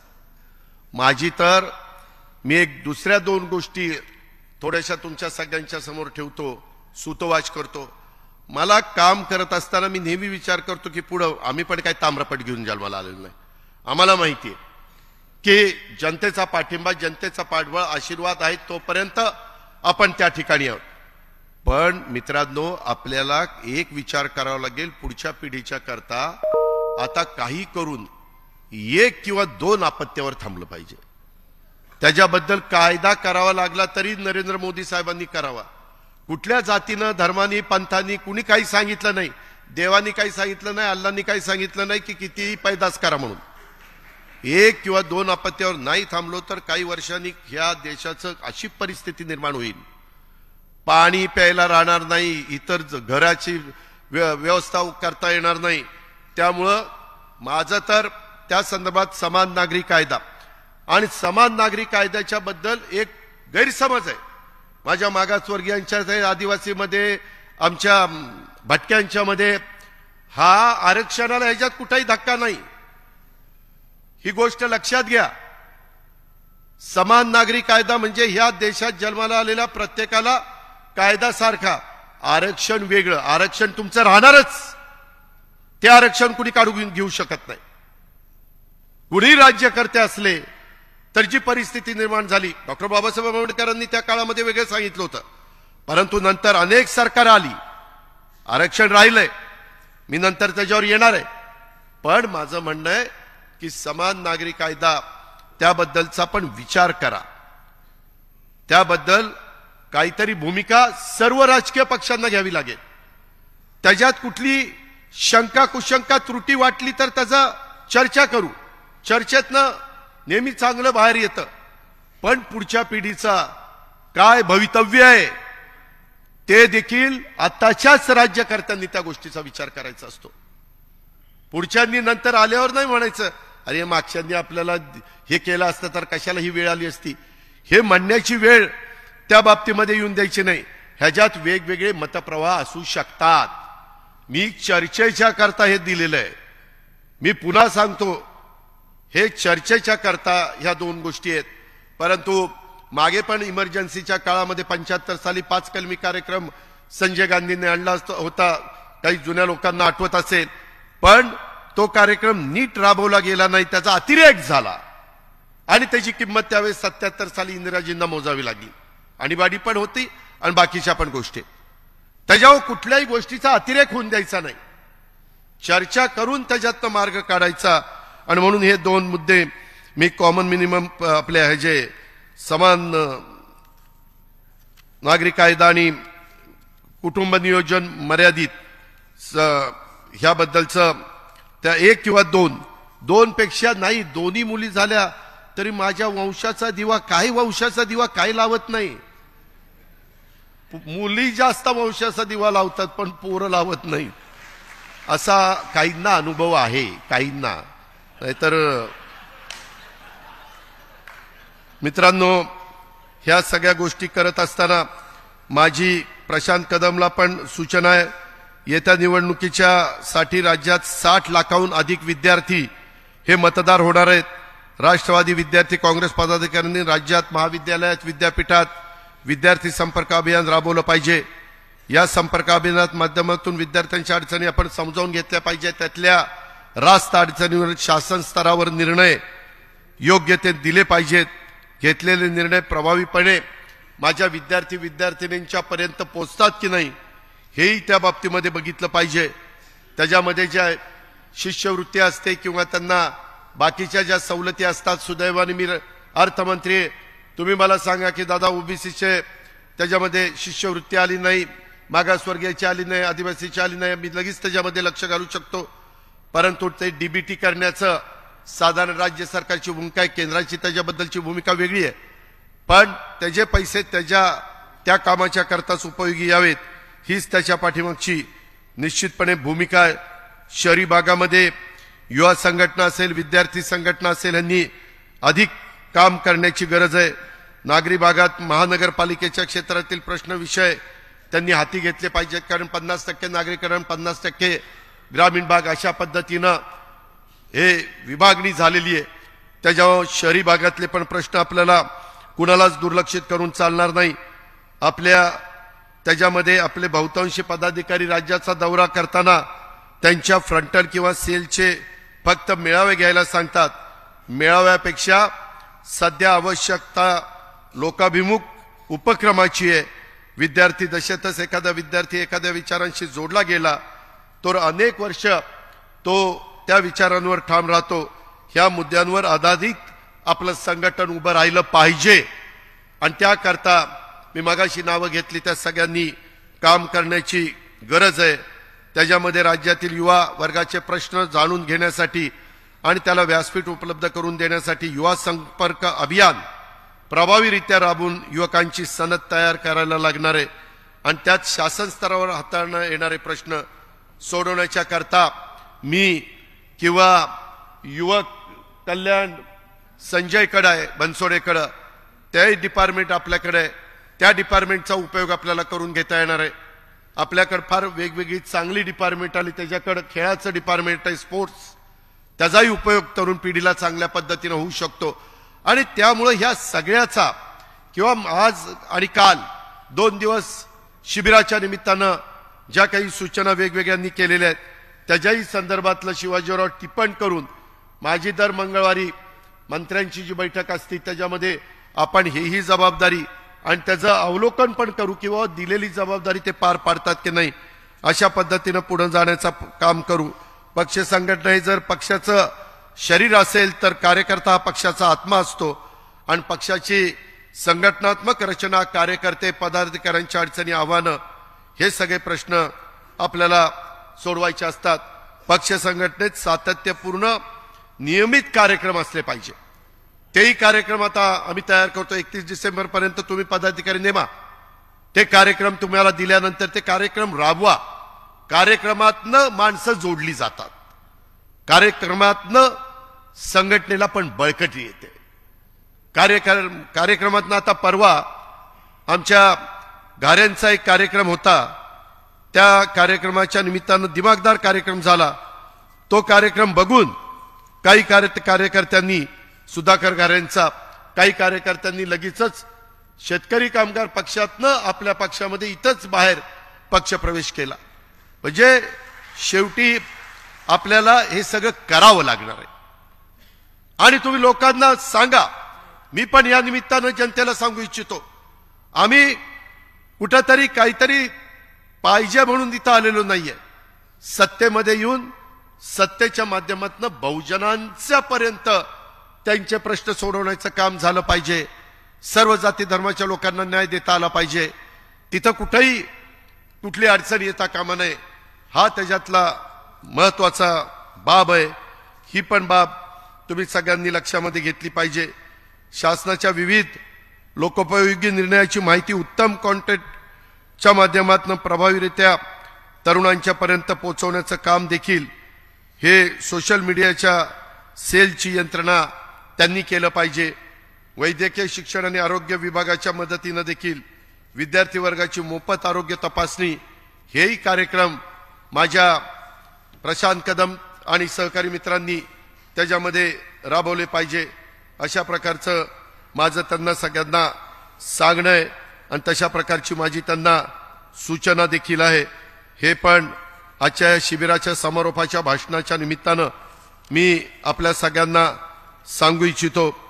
मित्रांनो, इतर पण अनेक वेगवेगळ्या प्रकारचे मुद्दे आहेत. उदाहरणार्थ कालच्या पावसामुळं त्याच्यामध्ये पुन्हा एकदा राज्यातल्या माझ्या बळीराजाचं, माझ्या शेतकऱ्यांचं मोठं नुकसान झालेलं आहे. तिथं मदत पुनर्वसन मंत्री पण फिरतायत, बाकीचे मंत्री पण फिरतायत, आमचे शिवसेनेचे पण फिरतायत, भारतीय जनता पक्षाचे पण फिरतायत. आजचं अधिवेशन संपलं की पुन्हा राहिलेल्या ठिकाणी पण जाण्याचं काम आम्ही सगळेजण त्या बाबतीमध्ये करू. या शेतकऱ्यांना केंद्राकडनं अधिकाधिक मदत कशी मिळवून देता येईल आणि राज्यातील पायाभूत विकासासाठी केंद्र सरकारकडनं जास्तीत जास्त निधी हा आपल्याला कसा आणता येईल, त्या कमिटीचे अध्यक्ष अमितभाई शाह आहेत. त्यांनाही भेटून मुख्यमंत्री मी देवेंद्रजी त्यांनाही आम्ही सांगू आणि ह्या अडचणीमध्ये असणाऱ्या माझ्या कष्टकऱ्याला, माझ्या शेतकऱ्याला मदत करण्याचं आम्ही ठरवलेलं आहे. पंचनामे सुरू आहेत. परवाच कॅबिनेटमध्ये तशा प्रकारची चर्चा आम्ही सगळ्यांनी केलेली आहे आणि नागपूरच्या अधिवेशनामध्ये 2-3 दिवसांनी, 4 दिवसांनी त्याच्या संदर्भातल्या बाकीच्या गोष्टी, पीक विमा उतरवलेला आहे, त्याच्यामध्ये कृषी मंत्री इथं आहेत. 1 रुपयामध्ये पीक विमा उतरून बाकीचे हजारो कोटी रुपये राज्य सरकारने आणि केंद्र सरकारने मिळून त्या माझ्या शेतकऱ्याचे भरलेले आहेत. आणि असं नुकसान झाल्यानंतर त्याला विम्याचे पैसे कसे मिळतील त्याकरता त्याला कुठं टोकाची भूमिका घ्यावी लागणार नाही. अशा प्रकारचं देखील काम आपण सगळेजण मिळून करतोय. राज्यामध्ये सत्तेत सहभागी होताना महायुती सरकारला किमान समान कार्यक्रमावर आधारित आपण सगळ्यांनी पाठिंबा दिलेला आहे. सर्वांची साथ, सर्वांचा विकास हा एकच नारा प्रत्यक्षात आणण्यासाठी आपण राज्याच्या सत्तेमध्ये सहभागी झालेलो आहे. महाराष्ट्र हा सर्व जाती, धर्म, भाषा, पंथ, प्रांताच्या लोकांच्या असून इथं सर्वांचं हित जपलं पाहिजे. इथं कोणावर अन्याय होता कामा नये, हीच खबरदारी आम्ही सगळेजण घेतोय. सर्व धर्म समभाव भारतीय संविधानाचा आत्मा आहे आणि संविधान आणि सर्व धर्म समभावाच्या विचारांशी राष्ट्रवादी काँग्रेस पक्ष कुठल्याही परिस्थितीमध्ये तडजोड करणार नाही. हे पण मी अतिशय निक्षून राज्यातल्या जनतेला आणि माझ्या पण जीवाभावाच्या सहकाऱ्यांना सांगू इच्छितो। त्याच्यामध्ये राज्य आपल्या राष्ट्रवादी काँग्रेस पक्षाचा प्रत्येक पदाधिकारी आणि कार्यकर्ता विचारशील असला पाहिजे। त्याचबरोबर या पुढील काळामध्ये त्यांना कृतीशील होऊन काम करावं, विचारांना कृतीची जोड ही आपल्याला द्यावी लागेल अशी अपेक्षा आमची सगळ्यांची आहे। तसं झालं तरच राष्ट्रवादी काँग्रेस पक्षाचा कार्यकर्ता आणि आपला पक्ष पुढे जाणार आहे याची जाण आणि याचं भान या पुढील काळात आपण सगळ्यांनी काम करत असताना ठेवलं पाहिजे। राज्यामध्ये आपल्या विचाराचे सर्वात जास्त मोठ्या संख्येने कसे उमेदवार निवडून येतील या सर्व उमेदवारांचं बाकीच्या बाबतीत मोदी ग्रामपंचायतीचा उल्लेख झाला। ग्रामपंचायतीचे पण निकाल बरे लागलेले आहेत, परंतु त्याच्यातनं हुरळून जाण्याचं कारण नाही, त्याच्यातनं खूप काही आपल्याला पाठिंबा असं समजण्याचं कारण नाही। अजून आपल्याला काम करावं लागेल, कारण पुढे स्थानिक स्वराज्य संस्था आल्या तर त्या चिन्हावर लढल्या जाणार आहेत आणि त्याच्यामुळं आपण त्या बाबतीमध्ये अधिक लक्ष देऊन काम करण्याची गरज आहे, हे पण आपल्याला सगळ्यांना या निमित्तानं सांगायचंय। धर्मनिरपेक्षता पुरोगामित्व हा आपल्या पक्षाचा आत्मा आहे, हे पण मी सतत तुम्हाला सगळ्यांना सांगण्याचा प्रयत्न करतोय। सेक्युलर म्हणणाऱ्यांनी अनेकांनी आता काही जण म्हणतात की तुम्ही कसं यांच्याबरोबर गेला, जर आम्ही शिवसेनेबरोबर आमच्या वरिष्ठांनी ठरवलं तर जाऊ शकतो आणि मागं अनेकांनी काय काय घडलं ते सगळं सांगितलेलं प्रफुल्लबाईंनी, त्याचा उल्लेख सुनील तटकरे यांनी पण आपल्या भाषणात केला, परत त्याची ओढत मी बसत नाही। परंतु मला त्याच्या संदर्भामध्ये एवढंच सांगायचंय, आज काही पक्ष हे स्वतःला सेक्युलर आणि दुसऱ्याला जातीवादी समजतात, स्वतःला सेक्युलर समजून घेणारे पक्ष आणि त्यांचे नेते आज इंडिया आघाडी म्हणून एकत्र आलेले आहेत आणि भाजप आणि मित्र पक्षांवर जातीयवादी म्हणून टीका करतायत। देशातले महत्वाचे नेते आणि पक्षांनी कधी ना कधी बीजेपी सोबत सत्ता उपभोगलेली आहे, भाजप सोबत ते गेलेले आहेत, त्यांनी विचारधारा सोडली का? नाही सोडली। ममता बॅनर्जी आज त्या पश्चिम बंगालच्या मुख्यमंत्री आहेत, त्याच्या आधी त्या भाजपच्या सरकारमध्ये मंत्री होत्या ना रेल्वे खात्याचं, त्याच्या संदर्भात फारुख अब्दुल्ला हे पण त्या ठिकाणी मंत्री होते, त्याच्यामध्ये मेहबूबा मुफ्ती, त्याच्यामध्ये नितीश कुमारांनी अनेकदा एकदा इकडे एकदा तिकडे ठीक आहे, त्यांना योग्य वाटलं त्यांनी केलं, त्याच्याबद्दल आम्हाला काही म्हणायचं नाही, पण आम्ही सेक्युलरवादी आहोत आणि मग त्यांनी निर्णय घेतला तर योग्य, इतरांनी घेतला तर हे लोक जातीवाद्यांच्या बरोबर गेलेले आहेत। त्याच्या संदर्भामध्ये मायावती भाजपसोबत हे जाऊन सुद्धा त्यांनी आपली विचारधारा जपली आणि आपल्या राज्यातल्या देशातल्या विकासासाठी भाजपची साथ देखील दिली। हा इतिहास आहे, हा इतिहास विसरता येणार नाही, नाकारता येणार नाही। ज्येष्ठ समाजवादी नेते आज हयात नाही, जॉर्ज फर्नांडिस यांच्या पुरोगामित्वावर कधी कोणी शंका घेतली नाही। एकेकाळी जॉर्ज फर्नांडिस भाजपचे प्रणित एनडीएचे निमंत्रक होते, त्यांनी खऱ्या अर्थाने देशात पहिल्यांदा भाजपला सत्तेवर आणलं। जर या देशामध्ये जॉर्ज फर्नांडिस यांना भाजपची ॲलर्जी नव्हती तर तुम्हा आम्हाला काय अडचण त्या ठिकाणी आहे? ज्या इंडिया आघाडीला नेता आजपर्यंत ठरवता आलेलं नाही, त्यांना आघाडीच्या लोगोवर एकमत करता आलेलं नाहीये, आघाडीची बैठक कुठं घ्यायची हे ठरवण्यासाठी महिन्यापासूनच अधिकचा कालावधी त्यांना लागतो। अशा परिस्थितीमध्ये असताना हा देश या लोकांच्या हातात सोपवायचा का याचा विचार हा देशातल्या जनतेने केला पाहिजे। गोंधळलेलं राज्य ते विकसित राज्य अशा पद्धतीचा प्रवास त्या बाबतीमध्ये चाललेला आहे आणि त्याच्यामुळं एकंदरीतच उद्योगधंद्यांवर, गुंतवणुकीवर, राजकीय सामाजिक परिस्थितीवर परिणाम होऊ नये म्हणून एक मजबूत सरकार, एक मजबूत नेता ज्यांनी देशाची शान जगामध्ये अनेक राष्ट्रांमध्ये वाढवण्याचं काम केलं, ज्यांनी त्या ठिकाणी G20 आपल्या देशामध्ये भरवण्याचं काम केलं, त्यावेळेस महाराष्ट्राच्या हितासाठी वरिष्ठांच्या मान्यतेने भाजपसोबत जाण्याचा निर्णय घेतलेला होता। हे पण आपल्याला प्रफुल्लबाईंनी, मी आणि अनेकांनी सांगितलेलं आहे। परंतु मुख्यमंत्री देवेंद्रजी झाले, परंतु काहींच्या दुराग्रहामुळे ते सरकार टिकलं नाही। ते सरकार कोणत्या परिस्थितीत स्थापन झालं, त्यावेळेस राष्ट्रवादीच्या नेतृत्वाने आधी कोणती भूमिका घेतली होती, नंतर भूमिका कशी बदलली, हे यापूर्वी मी अनेकदा सांगितलं, पुन्हा पुन्हा मी सांगत बसत नाही। परंतु राजकारणात समाजकारणात काम करताना दिलेला शब्द पाळणारा मी कार्यकर्ता आहे आणि त्याच्यामुळं मी शब्दाचा पक्का माणूस असल्यामुळे प्रसंगी राजकीय नुकसान सहन करून देखील शब्द पाळण्याची माझी तयारी असते। म्हणून महाराष्ट्रात आज शब्दाचा पक्का अशी माझी काही प्रमाणात का होईना ओळख आहे, हे कुणी नाकारू शकत नाही। एकच हे आपण सगळ्यांनी लक्षामध्ये ठेवावं। महाराष्ट्र हे देशातलं क्रमांकाचं 1 राज्य आहे।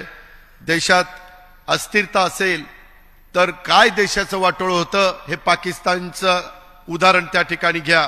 पाकिस्तानचे देशाची सारखी अवस्था कशी झालेली आहे, तिथं कधी काय होईल, तिथला पंतप्रधान सुद्धा कधी जेलमध्ये जाईल याची शाश्वती देता येत नाही। अशा परिस्थितीत देशाचा विकास होत नाही, देशात गुंतवणूक होत नाही, परदेशी गुंतवणूकदार येत नाही, उद्योजक येत नाही। प्रश्न सुटण्याच्या ऐवजी प्रश्न वाढत जातात।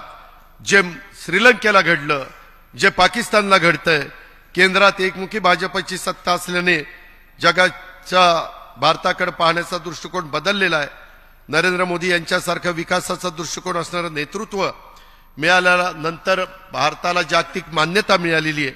तुम्ही एक आठवा, पंतप्रधान देवेगौडा किती दिवस पंतप्रधान होते, आय.के. गुजराल, चंद्रशेखर किती दिवस पंतप्रधान होते। अस्थिर वातावरण असणाऱ्या काळात किती विकास झाला हा अभ्यासाचा विषय, त्यावर मला अधिक भाष्य करायचं नाही। परंतु देशाच्या विकासाच्या करता खमकं नेतृत्व लागतं। ते खमकं नेतृत्व आज मोदी साहेबांच्या रूपाने आपल्याला मिळालेलं आहे। ही वस्तुस्थिती नाकारता येत नाही, कोणी नाही म्हटलं तरी ते सत्य रपवता येत नाही।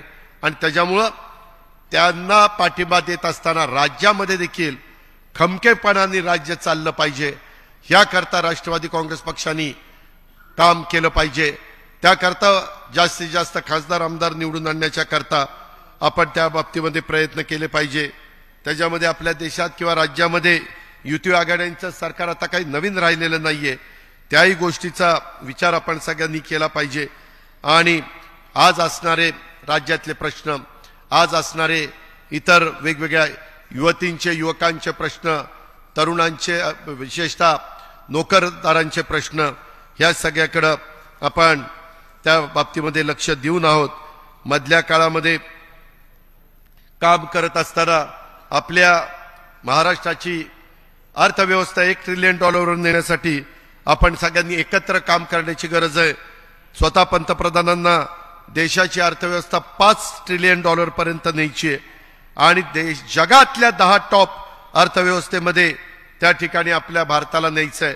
एक काहीतरी ध्येय डोळ्यासमोर ठेवून मध्ये चंद्रयानाचा उल्लेख काल मला वाटतं निरगुडकरांनी केला आणि वेगवेगळ्या लोकांनी वेगवेगळे उदाहरणं दिलेली आहेत। त्याही गोष्टीचा विचार आपण सगळ्यांनी या निमित्तानं केला पाहिजे। निवडणुकीच्या निमित्तानं यश अपयश चालतं, कधी कधी वेगवेगळ्या पद्धतीचे निकाल लागतात, त्याच्यातनं कुठेही विचलित होऊन चालत नाही, कुठेही त्याच्यामध्ये बाजूला जाऊन चालत नाही, हेही आपण सगळ्यांनी या निमित्तानं लक्षामध्ये घेतलं पाहिजे। आणि कुठल्याही परिस्थितीमध्ये आपला कार्यकर्ता, आपला आमदार, आपला खासदार ह्याला अडचण येऊ नये अशाच प्रकारची खबरदारी मी आणि माझे सगळे सहकारी ह्या बाबतीमध्ये घेत आहेत। बूथ बांधणीच्या करता देखील कृपया इथं सर्व आमदारांनी सहकार्य करावं अशाही प्रकारची सूचना मी करतो। ते काम अतिशय महत्त्वाचं आहे, कारण ह्या लोकसभेच्या निवडणुकीच्या निमित्तानं ते काम झालं तर पुढे विधानसभेच्या निवडणुकीच्या निमित्तानं आपल्याला अधिक सोपं जाणार आहे। अशा प्रकारचं देखील आपण सगळ्यांनी नोंद ही घेतली पाहिजे, हे मी तुम्हाला सगळ्यांना अतिशय स्पष्टपणे सांगू इच्छितो। मधल्या काळामध्ये आपण सगळ्यांनी एक भूमिका मांडली। आपल्याला खरं आपल्या राज्यामध्ये, आपल्या देशामध्ये प्रत्येकाला आपल्या जातीचा, धर्माचा अभिमान असतोच आणि तो असला पाहिजे, त्याबद्दल दुमत नाही। परंतु पहिल्यांदा भारत, आपला देश, आपला महाराष्ट्र, आपलं राज्य आणि त्याच्यानंतर ह्या सगळ्या गोष्टी प्रत्येकाला स्वतःच्या आई वडिलांचा, गावाचा, तालुक्याचा, जिल्ह्याचा, राज्याचा आणि देशाचा अभिमान असतो आणि तो असायलाच पाहिजे। प्रत्येकाला आपल्याला शाळेत महाविद्यालयाचा अपमान, त्या ठिकाणी अभिमान असतो त्याप्रमाणे प्रत्येकाला स्वतःच्या जातीचा धर्माचा पण अभिमान असला पाहिजे। आपला हा अभिमान जपत असताना माझी महाराष्ट्रातल्या तमामांना विनंती आहे, तमाम जनतेला, सर्व जाती धर्माच्या नेत्यांना, कार्यकर्त्यांना, की आपला हा अभिमान जपत असताना इतर समाजाबद्दल, इतर जातीबद्दल, इतर धर्माबद्दल द्वेष किंवा आकस हा मनामध्ये ठेवू नका। याची आपण सर्वांनी काळजी घेतली पाहिजे।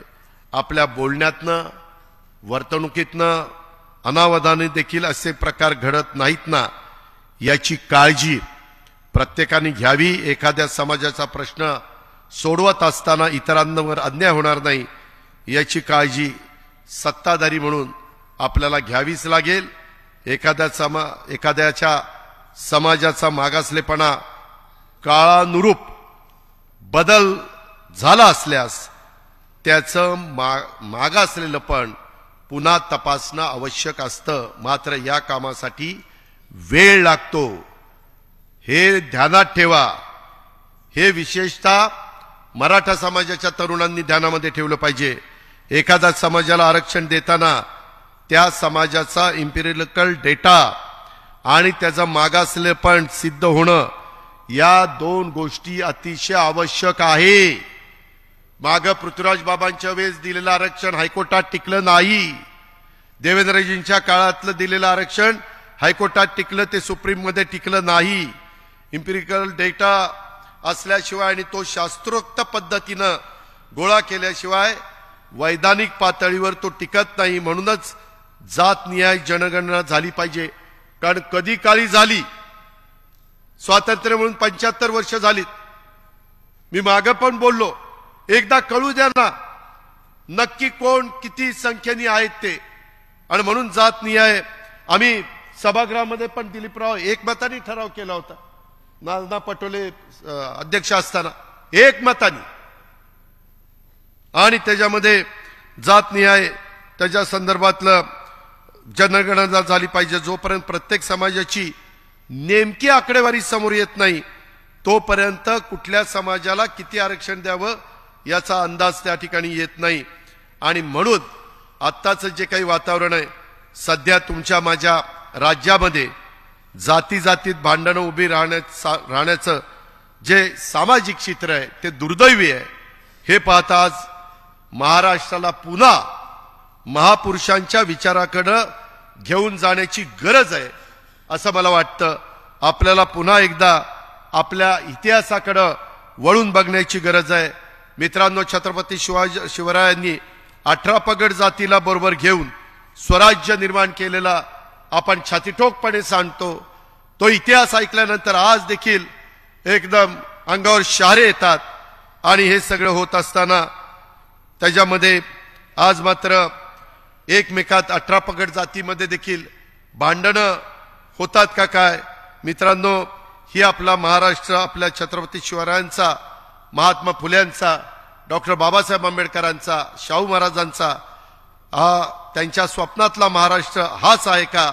अशा प्रकारचा प्रश्न कधीतरी वेगवेगळ्या कार्यकर्त्यांना पडतो। मला एक गोष्ट सांगायची, गुरुदेव रवींद्रनाथ टागोरांनी आपल्याच देशाचं राष्ट्रगीत म्हणताना जनगणमन लिहिताना त्यात काय लिहिलंय? पंजाब सिंध गुजरात मराठा। पंजाब आहे, सिंध पण तेव्हाच होतं, त्याच्यामध्ये गुजरात पण आहेच राज्य, पण मराठा त्यांनी महाराष्ट्र असं म्हटलेलं नाही।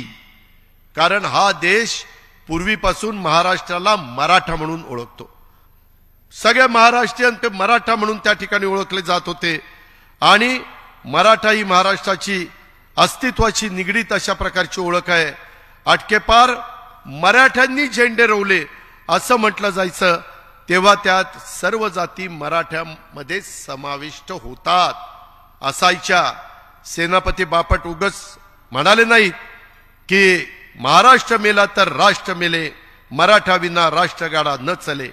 अवघ्या देशात पहिला आरक्षण देणारे छत्रपती शाहू महाराज आपल्याच कोल्हापूरचे, आणि त्यांचा आज आरक्षणाच्या निमित्तानं काही ठिकाणी फोटो लावताना दिसत नाही। पुण्यश्लोक अहिल्यादेवी होळकर यांनी महाराष्ट्रासाठी एक आदर्श अशा प्रकारचं काम केलं। त्यांनी केलेलं कार्य एका समाजाच्या करता नव्हतं, सर्व समाजाच्या कल्याणाच्या करता होतं. त्यांच्या बारव, त्यांच्या पाण्याच्या वेगवेगळ्या प्रकारच्या केलेल्या व्यवस्था, त्यावेळेसची बांधणी. जननायक राघोजी भांगरे यांनी फक्त आदिवासीसाठी त्या काळामध्ये उठाव केला नाही, हे डॉक्टर लामटे आपल्यालाही माहिती आहे. आणि त्याच्यामुळं शेतकऱ्यांच्या हक्कासाठी ते त्यावेळेस ब्रिटिशांच्या बलाढ्य सत्तेविरुद्ध लढले. देशात अस्पृश्यता निवारणासाठी डिप्रेस क्लास मिशन सुरू करणारे विठ्ठलरामजी शिंदे हे मराठा होते. कर्मवीर भाऊराव पाटलांनी पण बहुजनांच्या मुलांना शाळेमध्ये घालताना कधी हा कुठल्या जातीचा तो कुठल्या जातीचा अशा पद्धतीनं भेदभाव केला नाही. त्याच्यामध्ये कधी ते त्यांच्या मनाला पण शिवलं नाही. आणि आज आपण काय बघतोय, राज्यात काय चाललंय, त्याचा विचार आपण सगळ्यांनी केला पाहिजे. ही गोष्ट मला तुम्हाला आवर्जून सांगायची आहे. मित्रांनो, युगपुरुष छत्रपती शिवरायांना कुळवाडी भूषण ही उपाधी सर्वात पहिल्यांदा महात्मा ज्योतिराव फुलेंनी दिली. काय अर्थ होता? कुणब्यांच्या म्हणजे शेतकऱ्यांच्या हिताचा विचार करणारा राजा, असा त्याचा अर्थ होता. या सर्वांचा आपण आज विचार करणार आहोत का नाही, हा प्रश्न देखील आपल्याला पडलेला आहे. मराठ्यांनी मध्ये नुसते कुणबी नसते तर महात्मा फुलेंनी ही उपाधी दिली असते का? दुर्दैवाने आपण सर्व एकमेकांना जातीमध्ये बघतोय, महापुरुषांना जातीच्या बंधनामध्ये बांधतोय.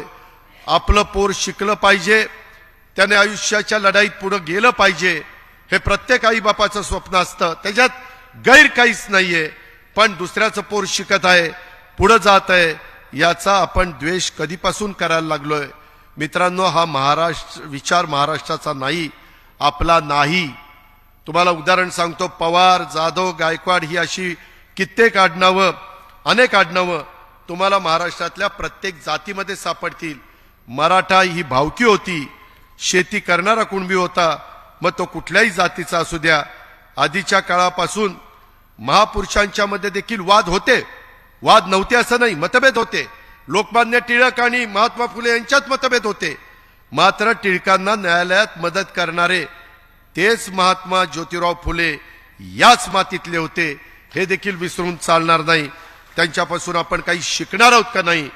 आदरणीय यशवंतराव चव्हाण साहेब दिल्लीला गेले तेव्हाचा तर इतिहास आपल्याला सगळ्यांना माहिती आहे की मारुतराव कन्नमवार आणि स्वर्गीय वसंतराव नाईक साहेबांना त्यांनी राज्याची धुरा दिली. बंजारा समाजाचे वसंतराव नाईक असताना या राज्याचे सलग 11 वर्ष महाराष्ट्राचे मुख्यमंत्री म्हणून त्यांनी काम केलं. ही आज रेकॉर्ड आहे. आजपर्यंत कुठलाही मराठा मुख्यमंत्री सलग 11 वर्ष मुख्यमंत्री राहिलेला नाही. वसंतरावांना पाठबळ देणं हे मराठ्यांचं मोठेपण नाही का? गांधींची ज्यावेळेस हत्या झाली त्यावेळेसही महाराष्ट्रात जातीय दंगली झाल्या, तेव्हाच्या मराठा नेतृत्वाने हे लोण वाढू दिलं नाही. त्यानंतर सुद्धा वेळोवेळी गावात आणि राज्य पातळीवर दंगली होण्यासाठी समाजाला दूर ठेवण्याची भूमिका घेतली गेली. त्यावेळेस प्रसंगी समाजाचा रोष पत्करला. अशा कितीतरी गोष्टी आहेत. मला पुन्हा पुन्हा तुम्हाला सगळ्यांना सांगायचं की आज महाराष्ट्रात समाजामध्ये तेढ निर्माण होईल अशी चिथावणीखोर भाषणं होत आहेत. या बाजूने होत आहेत, त्या बाजूने होत आहेत. समाजाला चिथावणी देऊन दुसऱ्या समाजाच्या विरोधामध्ये उचकवण्याचा काम केलं जातंय. हे बाबांनो थांबलं पाहिजे, हे थांबायलाच हवं. यातून दंगली घडल्या तर कोण त्याला जबाबदार?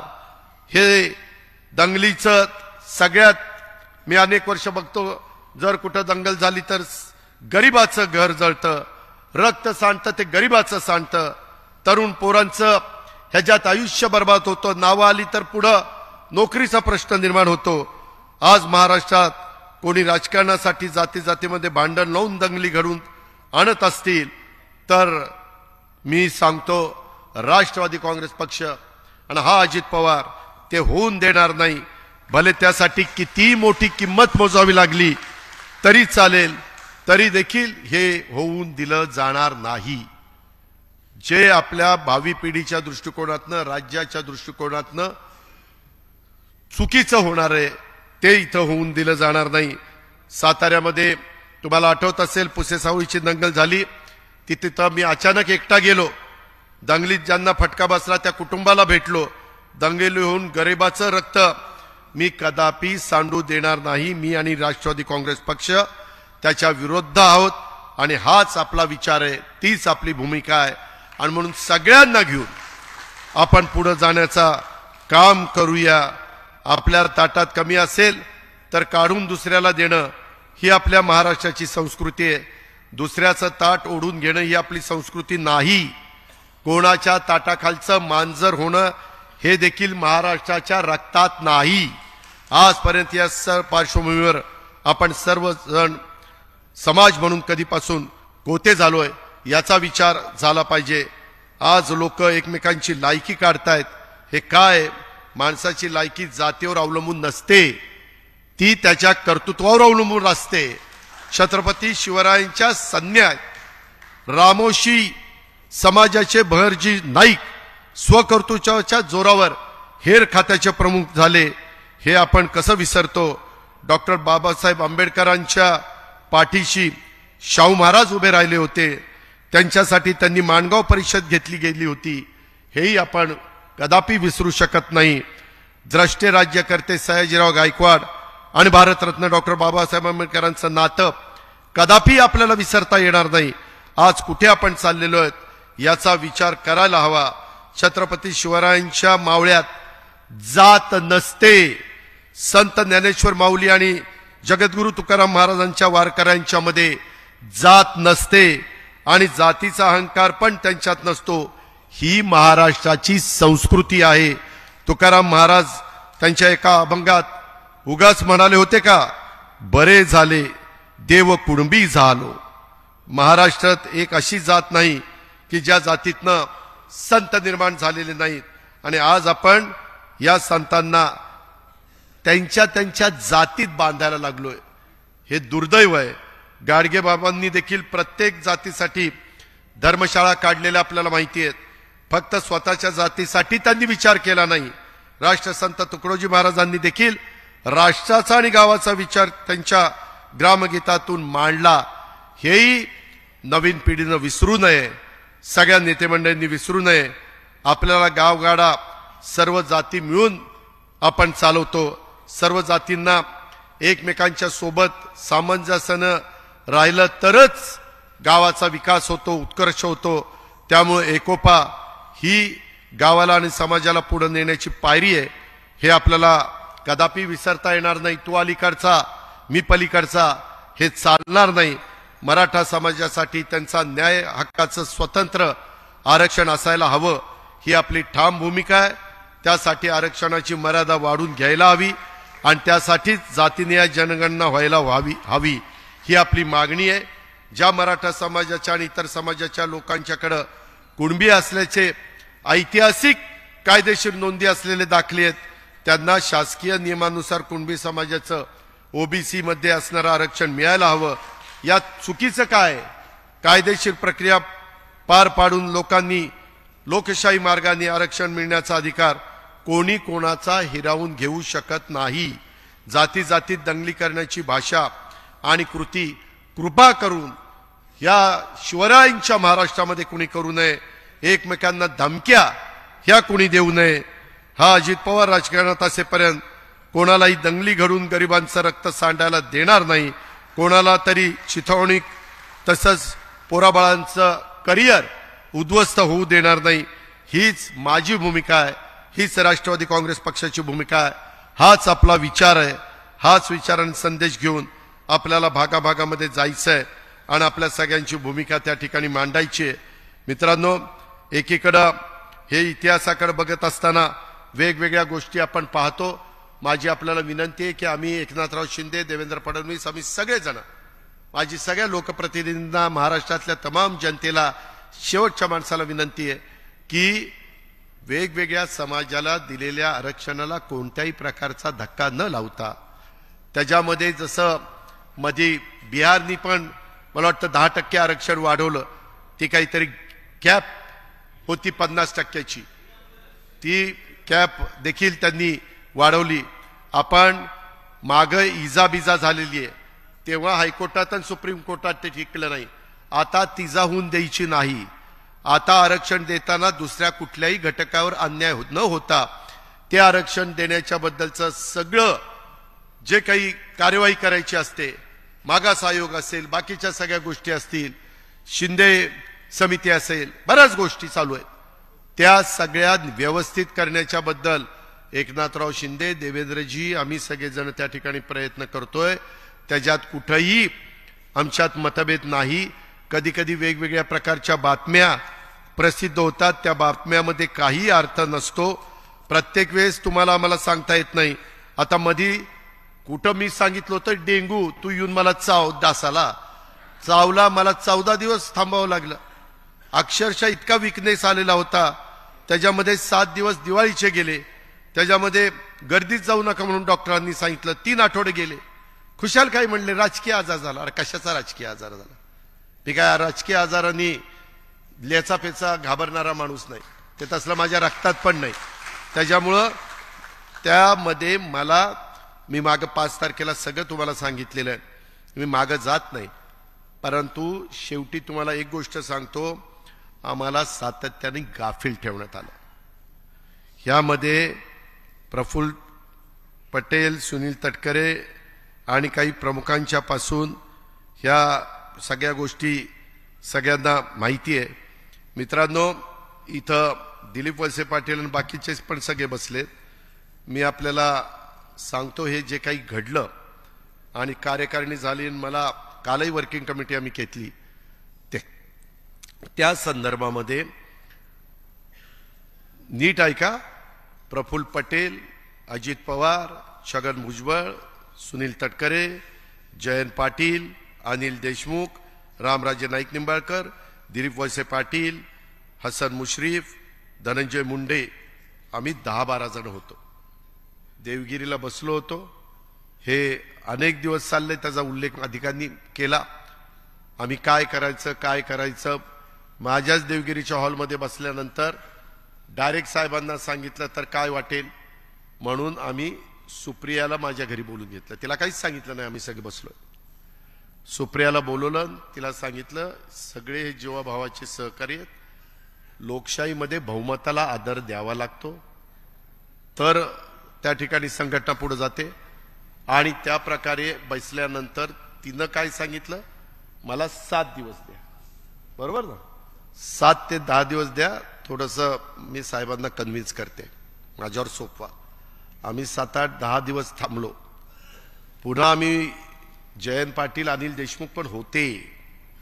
पुन्हा आम्ही एकत्र बसलो की बाबा सरकारमध्ये गेलं पाहिजे, आमदारांचे काय स्थगित्या मिळालेल्या आहेत, विकास कामं थांबलेली आहेत, अमुक झालेलं आहे, तमुक झालेलं आहे, इतर अनेक प्रकारचे प्रश्न आहेत, बहुजन समाजाचा विचार झाला पाहिजे वगैरे वगैरे, अल्पसंख्याक समाजाचा विचार झाला पाहिजे. ह्या सगळ्या गोष्टी करत असताना पुन्हा आम्ही डायरेक्ट साहेबांच्याकडे गेलो. साहेबांनी ते सगळं ऐकलं. ते म्हणले ठीक आहे, बघू आपण काय ते. पुन्हा आम्ही यशवंतराव चव्हाण प्रतिष्ठानला सगळ्यांना गेलो. वेळ जात होता. आम्ही म्हणत होतो की बाबा वेळ जातोय, एकदा काय तो निर्णय त्या ठिकाणी घ्या. आणि नंतर मग आम्हाला सांगितलं की ठीक आहे. त्याच्या संदर्भामध्ये त्याच्या आधी मला वाटतं 1 मे होता, ते ह्यांना माहिती नाही. आणि मला बोलून सांगितलं की बाबा आता सरकारमध्ये त्या ठिकाणी जावा, मी अध्यक्षपदाचा राजीनामा देतो. आणि 1 मे होता, काहीतरी पुस्तकाचं प्रकाशन होतं नवीन. एक मिनिट. परंतु 1 मेला आम्ही अनेक जण कुठं झेंडावंदन वगैरे कार्यक्रम, कामगार दिन असतो आणि झेंडावंदन असतं, महाराष्ट्र दिन म्हणून 2 तारखेला तो कार्यक्रम झाला. 2 तारखेला ह्यांना कुणाला माहिती नाही. घरातल्या फक्त 4घांना माहिती होतं आणि ते राजीनामा देणार होते. तशा पद्धतीने राजीनामा दिला. 15 लोकांची कमिटी तिथंच जाहीर केली आणि त्यांनी बसावं आणि अध्यक्ष निवडावा. त्याच्यामध्ये राजीनामा दिल्यावर सगळेजण एकदम आश्चर्यचकित झाले आणि त्याच्यातनं तिथं वातावरण वेगळं झालं. आणि मग नंतर ते घरी गेले.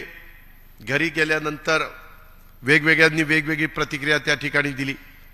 मित्रांनो, इथं आनंद परांजपे बसलाय, इथंच आहे.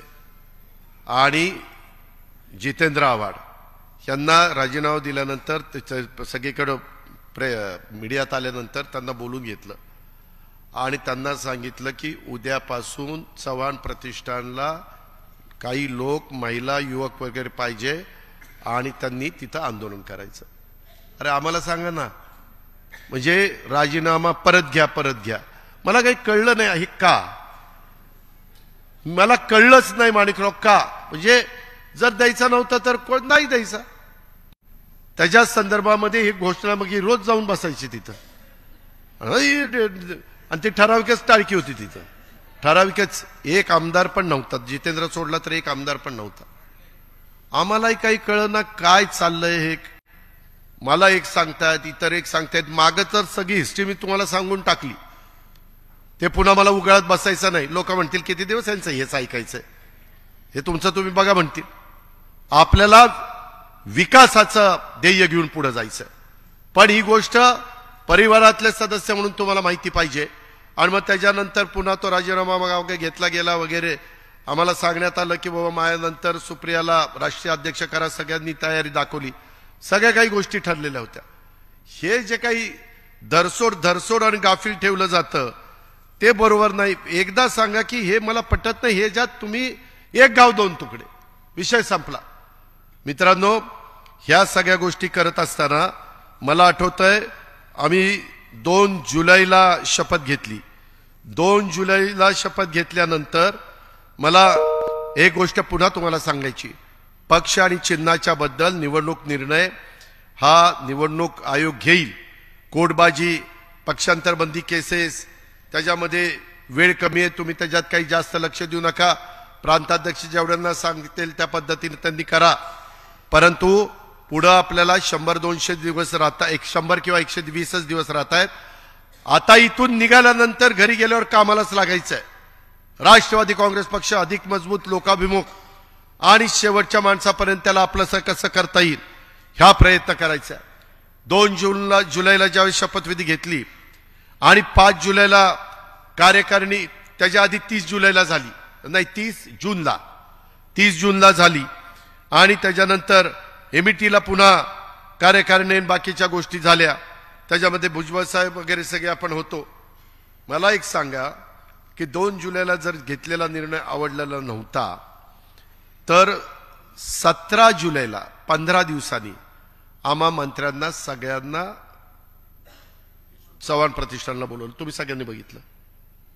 मग जर निर्णय आवडलेला नव्हता तर बोलवलं कशाला. आम्हाला सांगितलं की पहिल्यांदा मंत्री या, दुसऱ्या दिवशी सगळे आमदार या. आमदार जरा घाबरत होते पण मी सगळ्या आमदारांना घेऊन गेलो. सगळे बसले, चहा पाणी झालं. त्याच्यामध्ये तिसऱ्या दिवशी त्यांच्याबरोबर काही 7-8 जण राहिले, त्यांच्याशी चर्चा होणार होती आणि पुन्हा सगळं सुरळीत होणार होतं. हे आम्हाला सांगितलं गेलं. गाडी ट्रॅकवर आहे असं आम्हाला काही जणांच्याकडनं कळायचं. आम्ही म्हणलं ठीक आहे. आणि ह्याच्यात वेळ गेला. ह्याच्यात तटकरे साहेब पण म्हणायचे अरे आम्हाला लवकर सांगा, आम्हाला पुढे जायचंय. तुम्ही बाबा असं स्टेटमेंट करू नका. हिनं काही स्टेटमेंट केलं तरी अगं रुपाली तू तसं स्टेटमेंट करू नको असं त्या ठिकाणी बोललं जायचं. आणि सगळं काही पूर्ववत पद्धतीनं करायचं अशा पद्धतीनं निरोप यायचे. म्हणजे तुम्ही आम्हाला गाफील ठेवता का. मी फसवणूक म्हणणार नाही, गाफील. त्याच्या संदर्भामध्ये एवढंच सगळं झालं. ते सगळं झाल्यानंतर 18 जुलैला मला एका उद्योगपतीने पुण्यामध्ये जेवायला बोलवलं. नाही सॉरी 18 ऑगस्ट, मी चुकून म्हणलं. 18 ऑगस्ट नाही, 12 ऑगस्टला बोलवलं. आणि मला त्यांनी सांगितलं की काही गोष्टीची चर्चा झाली, इथं वरिष्ठ येतील, जयंत पाटील असतील, तुम्ही असेल आणि मी असेल, चौघांनी दुपारी जेवायचं. निरोप आल्यावर मी गेलो. त्याच्या संदर्भामध्ये मग ऑगस्टमध्ये जुलैला झालं, जुलै संपूर्ण गेला, ऑगस्ट 12 म्हणजे जवळपास 1.5 महिना झाला. त्याच्यामध्ये असं का, म्हणजे जर करायचं नव्हतं तर कशा करता गाफील ठेवायचं, कशा करता ह्या गोष्टी करायच्या. बर कुणा करता आम्ही करतोय ना, राष्ट्रवादी म्हणूनच करतोय ना. लोकांची कामं करत नाहीत का. आज राज्यामध्ये आम्ही फिरू शकत नाही, आम्ही चांगल्या पद्धतीने सरकार चालू शकत नाही। मागे 2.5 वर्ष कोरोनाच्या काळामध्ये कोण काय करत होतं तुम्हाला माहिती आहे, उभे महाराष्ट्राने पाहिलं। बाबा सगळ्यांच्या बरोबर नीट काम करा, केलं। आज पुढे नवीन पिढीचे 10-15 वर्ष महत्वाची आहेत, त्या महत्वाच्या निमित्तानं त्या संदर्भात आपल्याला पुढे जायचं। आणि हे पुढे जात असताना आता कोणतरी काहीतरी मधनं अन्न बोलत असतं, तसल्यांना उत्तरही मला द्यायची नाही। काय जण गुडघ्याला बाशिंग बांधून कुठं काय फिरायला लागलेत, कुठं काय करायला लागले। संघर्ष, यार कशाचा संघर्ष? कधी आयुष्यात संघर्ष केला नाही ना, आता कशाचा संघर्ष?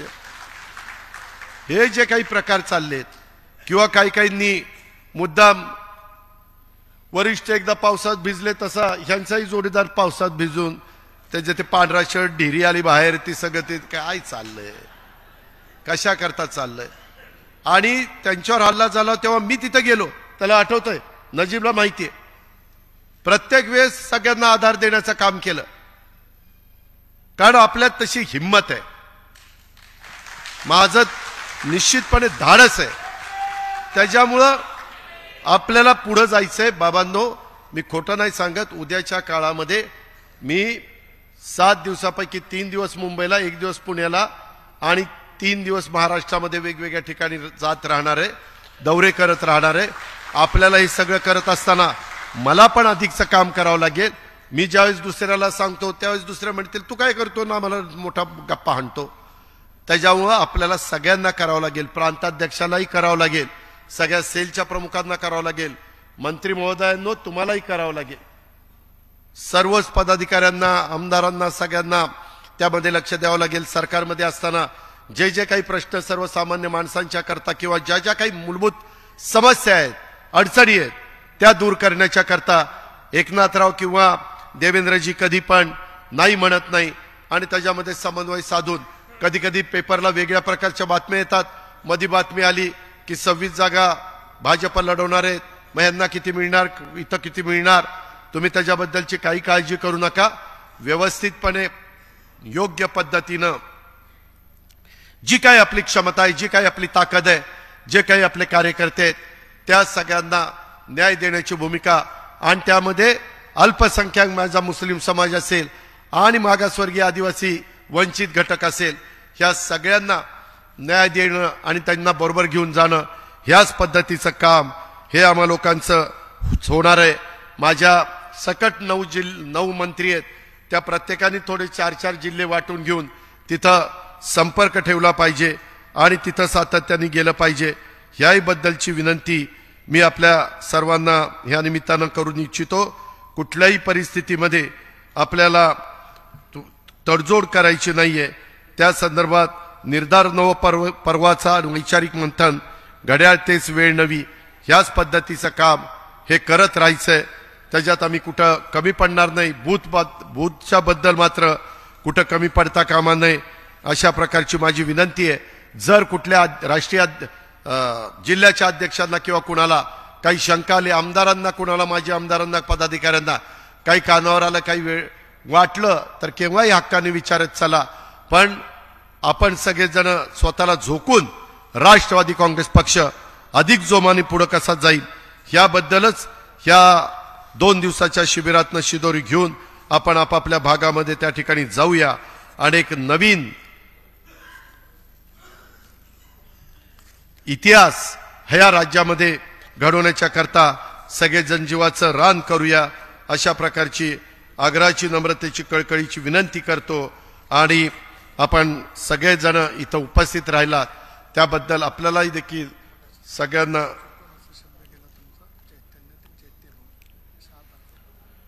मगाशी माझ्याकडनं चैत्यभूमीच्या ऐवजी चैतन्यभूमी असं काहीतरी शब्द गेला, मी त्याबद्दल दिलगिरी व्यक्त करतो, माफी मागतो। चैत्यभूमी 6 डिसेंबरला आपण सगळेजण चैत्यभूमीला जाऊन दर्शन घेत असतो, अभिवादन करत असतो आणि तिथनं पुढे जात असतो।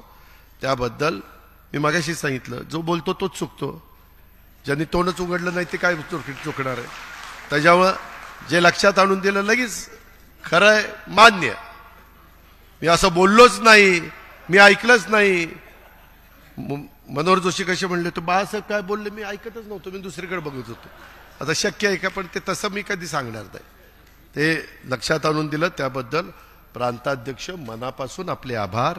असंच माझ्या बोलण्याकडे लक्ष देत चला आणि एखादा शब्द चुकला की लगेच मला कळवत चला, म्हणजे आपण दुरुस्त करू आणि पुढे जाऊ. मित्रांनो, गमतीचा भाग जाऊ द्या. पुन्हा एकदा आपण सगळ्यांनी अतिशय उत्साहाने इथं आला आणि जी काही भूमिका स्पष्ट आहे. मला आता इथून पुढं सारखं मागे हे घडलं आणि ते झालं आणि हे असं म्हणलं आणि ते तसं म्हणला, आता सगळं तुम्हाला सांगितलं. नंतर पण 2 जुलैच्या नंतर काय काय घडलं ते पण सांगितलं, 5 जुलैच्या नंतर काय काय घडलं तेही सांगितलं, आणि 12 ऑगस्टला काय काय घडलं तेही सांगितलं. हा काय राहिलंय का विक्रम काळे? तू शिक्षक आहे, तू सांग. शिक्षकांना आमच्यापेक्षा जास्त समजतं म्हणून तुला विचारतोय. मित्रांनो, पुन्हा एकदा मी ते सांगितलं ना मगाशी, नाही हा त्या एक होत आहे, त्या निवडणूक आयोगाच्या समोर जे काही हेरिंग चाललेलं आहे त्याच्यामधनं बाहेर वरिष्ठ नेते मंडळी येतात आणि तिथले मीडिया येतो, मीडियाच्या समोर त्यांचे वकील लोक वेगवेगळे सांगतात आणि मग तेवढंच ब्रेकिंग न्यूज चालते. त्याच्यावर कार्यकर्ता थोडासा अचंबित होतो, थोडासा काळजीत पडतो, थोडासा विचार करायला लागतो. तर तसं काही नाहीये. आपण आपली भूमिका अतिशय व्यवस्थित तिथं मांडतोय. आपण सगळी काळजी घेतलेली आहे. आपली राष्ट्रवादी हीच मूळ राष्ट्रवादी, आपण काही वेगळं केलेलं नाहीये. त्याच्यामध्ये इतके दिवस सगळ्यांच्या बरोबर आपण गेलो आणि आता आम्ही सगळेजण पुढे जाऊ पाहतोय. त्या निमित्तानं आशीर्वाद देण्याचं काम केलं पाहिजे. त्यावेळेस चुकलं तर कान धरा, चुकलं तर आणखीन काही सांगा, पण दुसऱ्यांनी कुणी काही करायचंच नाही. आता ते मुख्यमंत्री पदाचं ह्याचं तर काही काढतच नाही. कालचं नवीनच ज्ञानामध्ये प्रफुल्ल पटेल साहेबांनी 2004ची भर काढली, ती तर आम्हाला माहितीच नव्हती. आणि प्रफुल्लबाई नंतर खाली आल्यावर म्हणले अजून बरंच काही आहे, पण टप्प्याटप्प्याने सांगेन. आता काय बोलायचं, आता बाद झालं, आपल्याला कळलं काय खरं काय खोटं. फक्त आम्हाला कुणाला त्याच्यातनं बदनाम करायचं नाही. जे काही दिवस घालवलेले ते चांगल्या पद्धतीनं घालवले. इथून पुढं नवी उभारी, नवी दिशा, नवी वेळ घेऊन आपण सगळेजण कामाला लागूया. तुम्ही सगळ्यांनी साथ द्या.